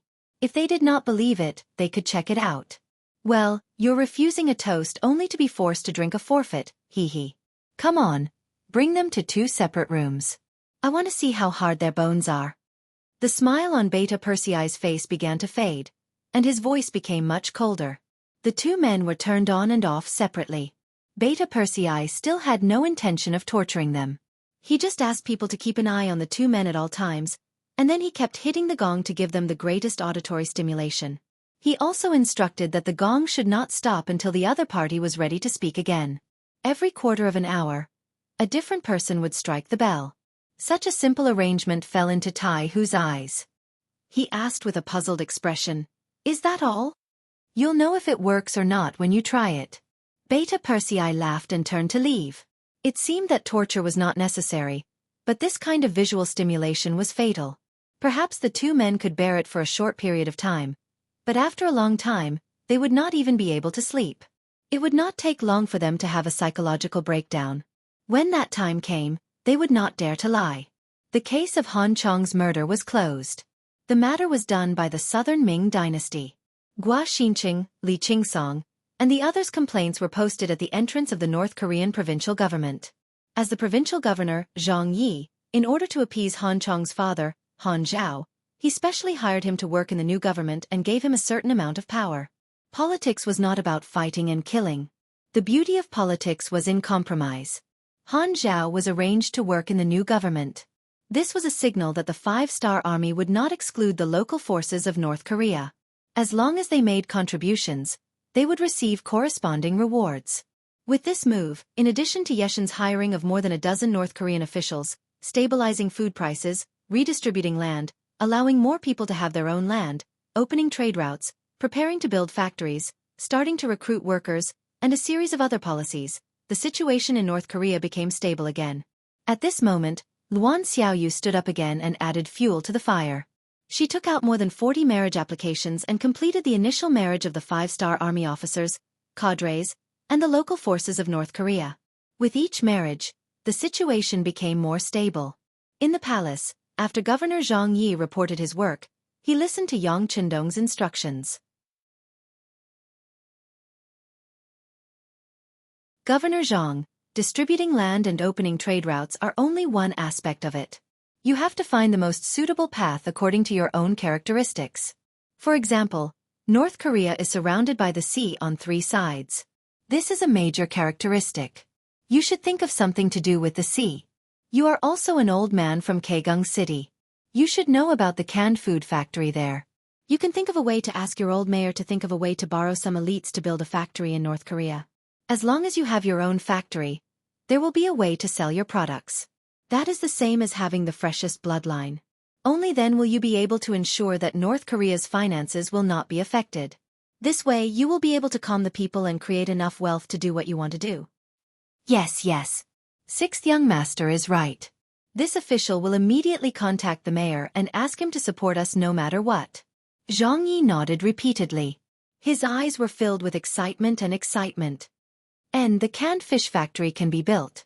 With the technology and the products are up to standard, you can consider promoting it to other places to sell. I believe that the brother provinces will support you. However, you must remember that you must not fish in a pond. You must have a plan and targeted development for the sea. You must not overdo the fishing.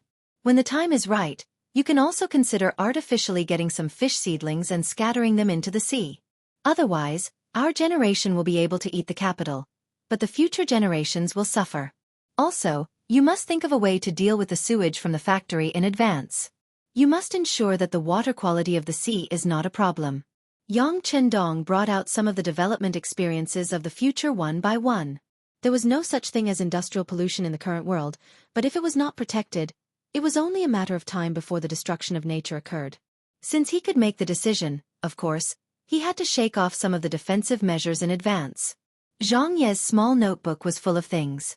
After learning from the experience, he left with satisfaction. Beta Persei entered the hall and reported, "Young Master Tai Hu is here. Please." Yang Chendong took a sip of tea. It had been 6 days since Guaxinqing and Li Qingsong were arrested. There should be some results there. Tai Hu appeared for this matter. He thought that Beta Persei's idea was not much. Wasn't it just torturing people so that they could not sleep? In the past, when they were completing missions, there were times when they could not sleep for 2 days, so they did not think much of it. However, they did not expect that while they could endure it for 2 or 3 days, 5 or 6 days was not something that ordinary people could endure. On the 6th day, Guaxinqing and Li Qingsong, who had lost a lot of weight from the torture, spoke separately. They weren't afraid of death, but this feeling of being neither alive nor dead was too unbearable. Rather than forcing themselves to endure, they might as well tell him everything. Even if they were to die, they could still ask for a quick release, right? Tai Hu wrote a new confession and gave it to Beta Persei. Beta Persei sent it to the dragon table in front of Yang Chendong. Yang Chendong looked at the two people's new confessions. They all pointed to Prince Nanming, Zhu Huituan. They said that the two people had been bribed by Prince Nanming. This time, they took action to frame the Southern Ming Imperial Court. Compared to the previous confessions, this result was much more reasonable. Tai Hu's heart was finally at ease. The matter was finally done. His mission was completed successfully. He did not let down the 6th young master's expectations. This monarch Nanming really has a good plan. Yang Chendong chuckled, then put away the confession. Then he looked at Tai Hu and asked, "Tell me, what do you think after receiving this confession?" This was clearly a test. It was also a chance for him to perform. After being stunned for a moment, Tai Hu's mind spun quickly. After about 5 or 6 breaths, he finally raised his head. 6th young master. This subordinate thinks that Prince Nanming is not enough to be feared. We don't need to take any revenge. Tell me about it. Yang Chendong asked with interest. After receiving encouragement, Tai Hu's face flushed red. He continued, 6th young master, Prince Nanming's current situation is not good. He is being besieged by the Southern Ming Imperial Court and Prince Shiping from both sides. He is already at a disadvantage. If this continues, it is only a matter of time before he is destroyed. It doesn't matter whether we intervene or not. Moreover, you said that now is the time to consolidate the fruits of victory. It is not the right time to be enemies with the great Ming Empire. Since that is the case, it is better to use this opportunity to develop our own strength. Isn't it better to sit back and watch the tigers fight? Good. Tai Hu, you are looking at things from the perspective of the big picture. Not bad. You already have the ability to take charge of one side. Very good. Yang Chendong laughed. He was very satisfied with Tai Hu's answer. Tai Hu, who was praised, smiled. He was also in a very good mood. Next, something that made him even happier was yet to come. Tai Hu, the current scale of the special forces is still a little too small. The role they can play on the battlefield is also very limited. I think it is time to expand the army. Let's make a regiment with 5 battalions and 2,000 soldiers. As for your rank, you should also be promoted. Let's make you a senior colonel. What do you think? Are you confident? Most regimental commanders were usually given the rank of colonel. Some junior regimental commanders were even given the rank of lieutenant colonel. But now that Yang Chendong allowed him to be given the rank of senior colonel, it was obvious that he was being promoted. It also meant that his status had been promoted. In the future, when he faced some of the teachers, he would be able to speak with his chest out. Yes. Taihu replied excitedly. Thank you, sixth young master. Please rest assured, sixth young master, the special forces will not let you down. Good. Remember, now that we have the scale, we also need to increase our combat power. Write a report on how much money you need. I, young master, will personally approve it. Taihu left excitedly. Yang Qindong, who was left behind, was not very excited. The expansion of the special forces, the Ghost Sniper team, and the Eagle Brigade was originally part of his plan. In the past, his strength was limited, so he couldn't invest too much in these special forces. But now it was different. The entire army of the Yang faction added up to about 200,000 to 300,000 people. According to the ratio, these special military forces would need to be expanded. The main hall was silent. Yang Qindong was writing something on the table. It was about the matters after the incident between Gua Xinqing and Li Qingsong. According to Yang Qindong, he was almost schemed against, so he had to give an explanation. Although it was as Taihu said, he didn't have the intention to send out troops. But he was not allowed to complain about it. Therefore, Yang Qindong personally wrote a letter to the Emperor of Southern Ming, Zhu Qizhen. The general content was that the Imperial Secret Service under your command tried to assassinate me. After the matter was exposed, they were arrested. Although they said that they were sent by you, I didn't believe it. After interrogation, it was proven that they were Imperial Secret Service members who were bribed by King Nanming. This was clearly King Nanming's plan to kill two birds with one stone. In the end, it was proven that I had almost wronged the Emperor. Let's talk things out and let bygones be bygones. It could be said that most of the contents of the letter indicated one thing. The Duke of Loyal and Daring believed that Ing Zong would not harm him. They were still good friends. However, these were just pleasantries. The most important thing was that Yang Qindong wrote that Ing Zong reclaiming the southwest was part of his duty. As an outsider, he couldn't interfere. Therefore, the Southern Ming could only take revenge themselves. As for what he could do, since he couldn't send out troops, he could only provide food. However, food didn't come from the wind. It was the hard work of the people of Vietnam and Laos. However, in order to support Ing Zong in reclaiming the Southern Ming and defeating King Nanming, they were willing to sell a portion of the food. As for the specific price, he could discuss it with the officials of the two provinces.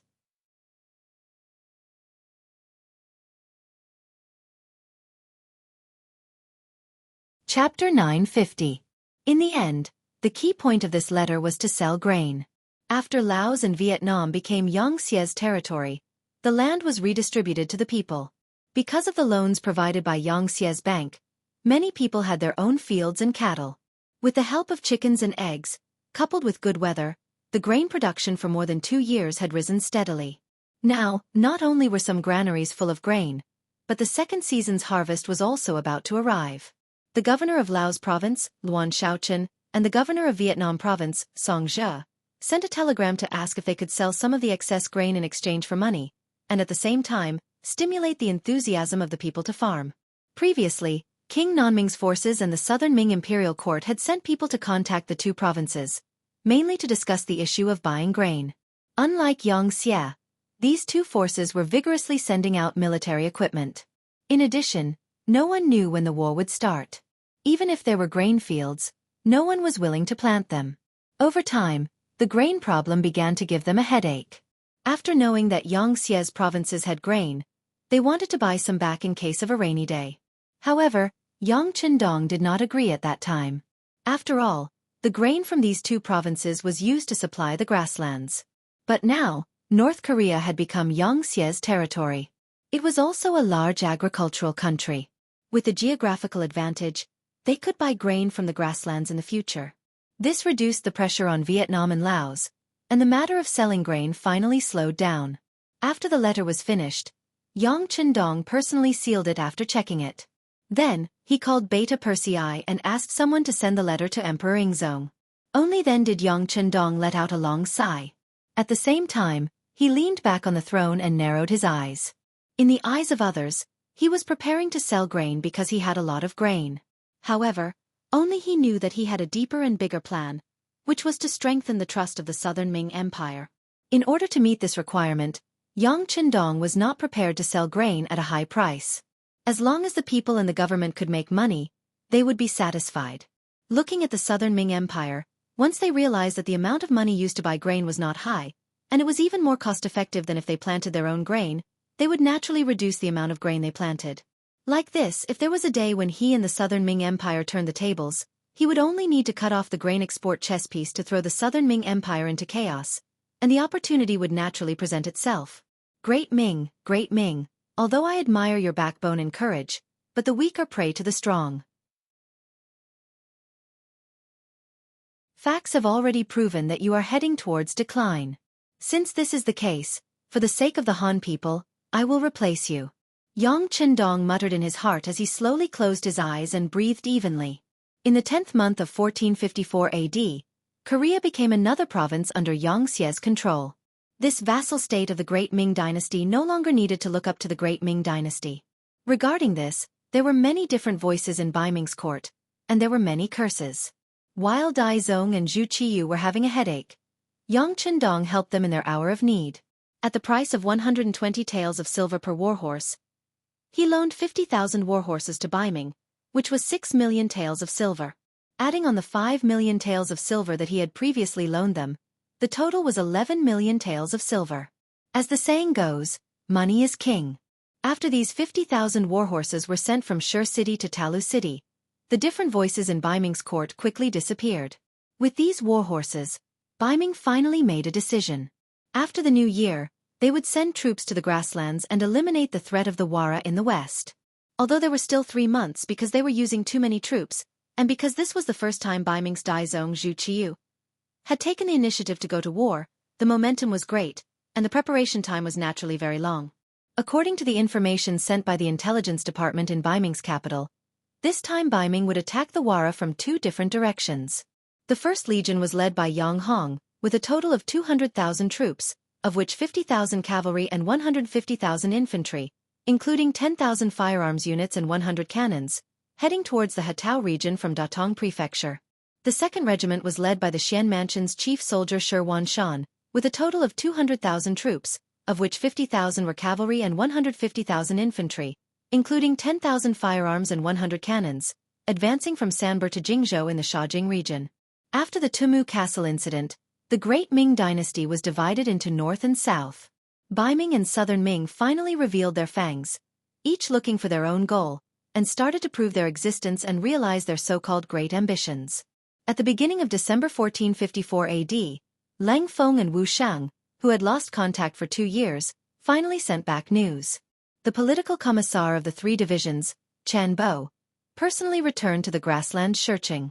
When the news reached the ears of Yang Chendong, who was still helping Zhang Yi stabilize the situation in North Korea, Yang Chendong, who was originally planning to return to Chichuan City to celebrate the new year, had no choice but to change his itinerary. Following Yang Chendong was the 1st Cavalry Division, as well as the 6th wife, Luan Xiaoyu.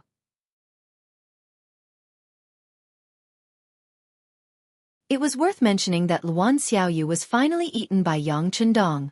In the North Korean palace, only Luan Xiaoyu accompanied him, and they met every day. Finally, one night, when Luan Xiaoyu boldly went into Yang Chendong's bed and said that she would be 18 in a month, Yang Chendong finally couldn't hold it in anymore and ate her clean. At this point, she finally became the 6th wife. Before Yang Chendong left, he promoted some officials through his performance in the past 2 months. Among them, Li Zhenju's father, Li Min-ho, was promoted to a general of North Korea and was allowed to establish a 30,000-man North Korean provincial self-defense force. Usually, they were mainly responsible for the security of the province, and if they encountered foreign enemies, they were temporarily used to stop the enemy. Li Min-ho was put in an important position, and Li Zhenju's face rippled with a charming smile. Coupled with the development of her husband, Tian-hu, she had a hint of a mature woman's temperament. Speaking of Tian-hu, he was the person who was most anxious to leave North Korea. Yang Chendong allowed the 1st Cavalry Division to begin to expand the army, but he could only stay in North Korea for a long time and couldn't find a suitable source of soldiers. Although he hadn't been idle in the past 2 months and had been looking for suitable soldiers in North Korea, the results were unfortunately not satisfactory. The soldiers who could pass their strict assessment were too few. In the end, only 100 people were recruited in 2 months, which was far from the goal of nearly 5,000 people. Now that he was finally going to leave and return to the grasslands, Tianhu was full of confidence. He couldn't wait to see the more powerful 1st Cavalry Division appear. He also couldn't wait to change his school star to a general star and step into the ranks of a real general. At the end of the year 145, Yang Qindong returned to the grassland city. It had been more than a year since he left. His return was welcomed by the city lord, Yu Mian, and the others. Most of the people in the city also walked on the streets to pay homage to their heavenly Khan.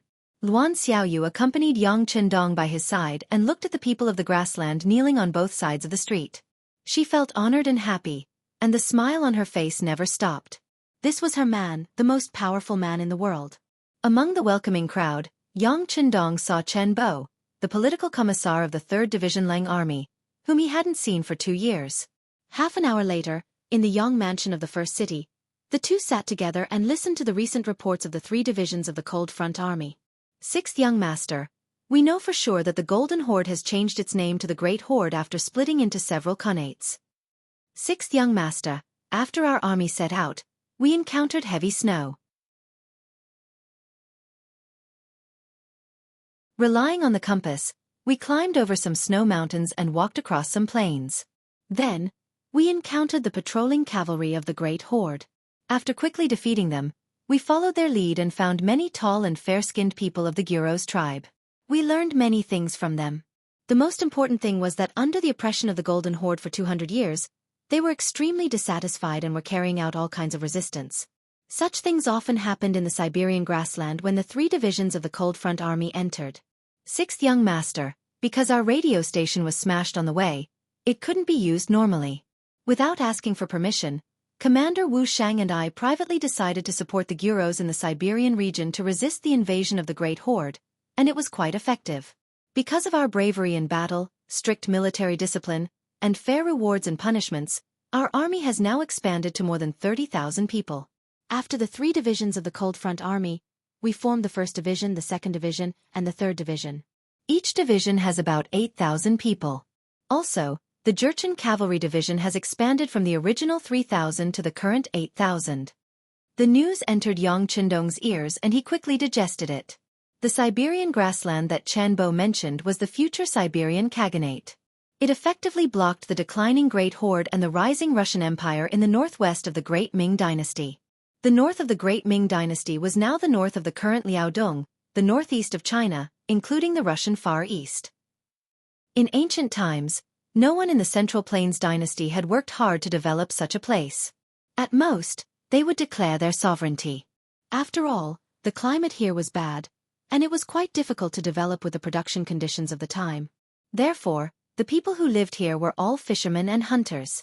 The grasslands of Siberia had become a dividing line, separating these neglected areas from the war between the Great Horde and the ancient Russians. In other words, if they were willing, the vast land in the Far East would belong to whoever sent troops to the north of Liaodong. That was half the size of the Great Ming Dynasty. It was impossible for Yang Qindong not to be tempted. However, at the same time there was a realistic problem. It was too poor, and the winter was long and the summer was short. The climate was bad, and it was not easy to develop there.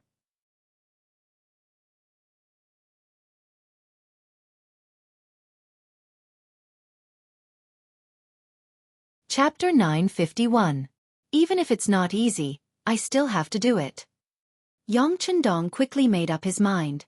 Since that place had not been taken seriously and had not been occupied by anyone, or it could be said that those who had occupied it were some insignificant local tribes and small powers.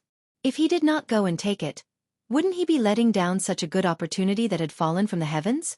Chen Bo, tell me more about the situation to the east of Siberia.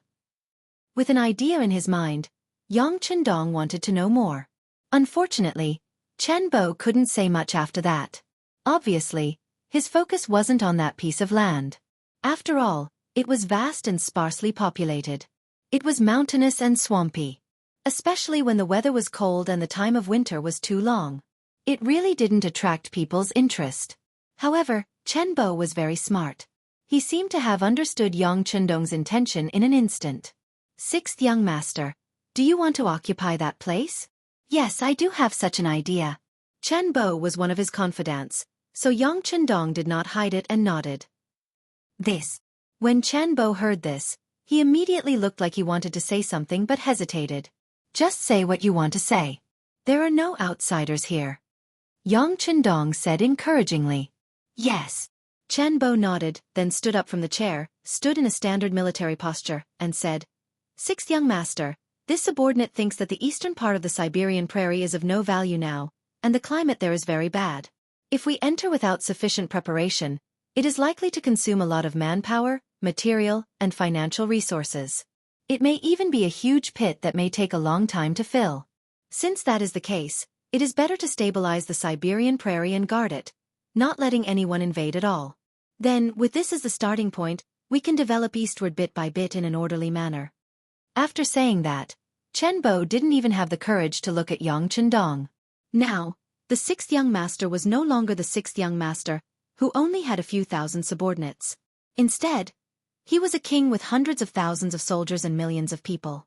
Chen Bo himself didn't know if it was appropriate to say these things, but considering that he was asked, it was his duty to say what he should say. Otherwise, he would be irresponsible. When Yang Chendong heard these words, his expression gradually changed.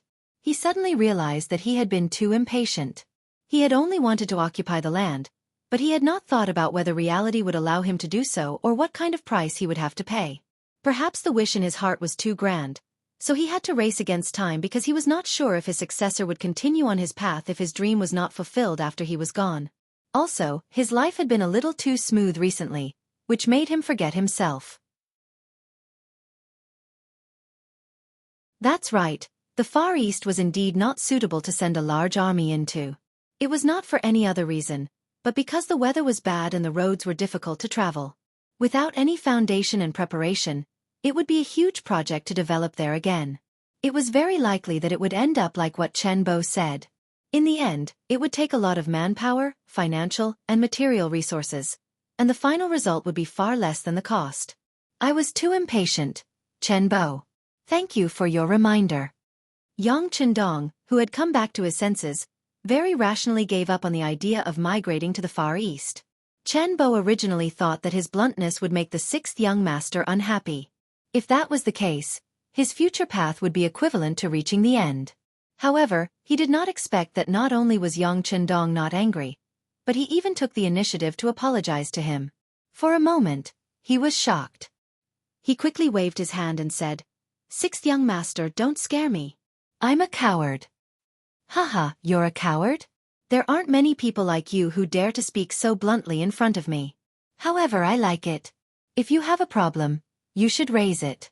If you have doubts, you should speak up. Otherwise, everyone will make mistakes. The higher the position, the more mistakes you will make. In this regard, you've done very well. Yang Chendong laughed. It was the kind of laughter that came from the bottom of his heart. Chen Bo immediately laughed. Then, he brought up a topic that interested Yang Chendong. Sixth young master, although we're now spending a lot of effort in the Far East, it's still possible to develop a small area. It's also to find a way for future development. Moreover, there are a lot of things lacking in the Heber Prairie, such as food, war horses, weapons, and so on. It's a good opportunity to move some people there and help the army transport supplies. Isn't it killing two birds with one stone? Chen Bo said these words with the intention of fawning on them. After all, it wasn't good to directly reject Yang Chendong's overall plan. Now, he supported sending a small number of people there, which was a sign of goodwill. At least, it proved that Yang Chendong's decision was in the right direction. Haha, you actually know how to play tricks. Yang Chendong stretched out his hand and pointed at Chen Bo, asking him to sit down again. Then he asked with a questioning face, Since you're talking about the Heber Prairie, why is there a lack of war horses there? And weapons, as far as I know, there are a lot of iron mines underground in that area. What Yang Chendong said as far as he knew was naturally from the experience of the future. In fact, not only was the Far East rich in iron resources, its tungsten reserves were also among the world's top. The tungsten resources were mainly distributed in the North Caucasus, East Siberia, and the Far East. The discovered mineral deposits were basically primary comprehensive ores, accompanied by molybdenum, copper, and so on. Yang Chendong really didn't understand why there was a lack of weapons in such a place. Soon, Chen Bo had an answer to these questions. Sixth young master, you don't know, but as you said, there are still some iron mines in the area. It's not difficult to find them. The difficult part is that there are no people who can produce iron. If someone knows how to forge weapons, they will be treated like a treasure. Sometimes, two tribes and forces will fight to find this person. If they can't be used, they will be killed. Because of this, there are fewer and fewer such people. Some people don't learn to forge for their own safety. At this point, Chen Bo couldn't help but sigh and said, Sixth young master, you didn't see it, so you don't know. In some small tribes, when they fight with outsiders, what they use is simply a lump of iron. It has nothing to do with sharpness, and they completely rely on their own weight to kill the enemy. This is also why when we appeared, few people were our opponents. Facing the sharp military sabers, cavalry sabers, and battle sabers in our hands, when some of the local men saw it, it was as if they saw a rare beauty. There's such a thing? Then the Golden Horde, oh no! Now the Golden Horde is also scarce in weapons? Yang Chendong never thought that there would be a shortage of weapons because of a lack of technology. No. Large forces would have a place where they could forge weapons. Those places were well protected and generally, there wouldn't be any danger. They would also attract more skilled blacksmiths. As time passed, the bigger the force, the faster it would develop. On the other hand, the smaller the force, the less room it would have for development. It's like raising war horses. Big forces naturally have good horse farms, which are heavily protected. On the other hand, small forces don't have enough strength to protect themselves. The more war horses they raise, the greater the danger they bring to themselves. This is also the reason why they are getting weaker and weaker. Chen Bo's answer was very clear. Yang Chendong kept nodding while thinking maliciously in his heart. In the future, Russia's military equipment was always in the top 3 in the world. Could it be because they had suffered from poor weapons, so no matter how poor they were, they still wanted to develop their military equipment? Having said that, through Chen Bo's introduction, Yang Chendong had a better understanding of the north, the northwest, and the northeast. He even had a general idea of how to develop there. If he wanted to develop there, he had to take it step by step. As people said, rice has to be eaten mouthful by mouthful. Yang Chendong was going to start with the army first. After all, without a strong military force to play a deterrent role, future development was just a fantasy. Chen Bo, you must have heard that the army has developed very quickly in the past 2 years. There are already 4 commanders in the army and the navy. Speaking of the army, Chen Bo was naturally envious. Yes, I heard about it from Commander Hu. Well, how about it? Do you also want to be a commander and have a general rank? Yang Chendong looked at Chen Bo with a smile. I will obey the orders of the 6th young master. Chen Bo did not refuse, nor did he show too much desire. Instead, he stood up and asked himself with the appearance of a soldier. Okay, are you really going to listen to my orders? The smile on his face gradually disappeared, and Yang Chendong's expression became much more solemn. Yes, I promise to obey orders. Chen Bo continued to speak with his body straight. I appoint Chen Bo as the governor of the Far Eastern state, in charge of the local development and military affairs there. When I'm not there, you are the sky there, and you have the right to decide everything. Yang Chendong made a very sudden decision. It was a decision he had never thought of before, but now it was announced. After the order was given, Chen Bo instinctively answered yes. But then his eyes widened. 6th young master, is this me taking off my military uniform? Of course not. Yang Chendong shook his head and continued, the Far Eastern Army will be established under your leadership in the Far Eastern state, and you will be the commander with the rank of Major General. Hearing that he was still in the army, Chen Bo was greatly relieved. He was worried that he would walk out of the army, and as long as he did not leave, he could discuss what kind of army to bring. You're tuning in to the Wisdom Diary YouTube channel. Don't forget to subscribe and join us on this journey to catch the most captivating stories.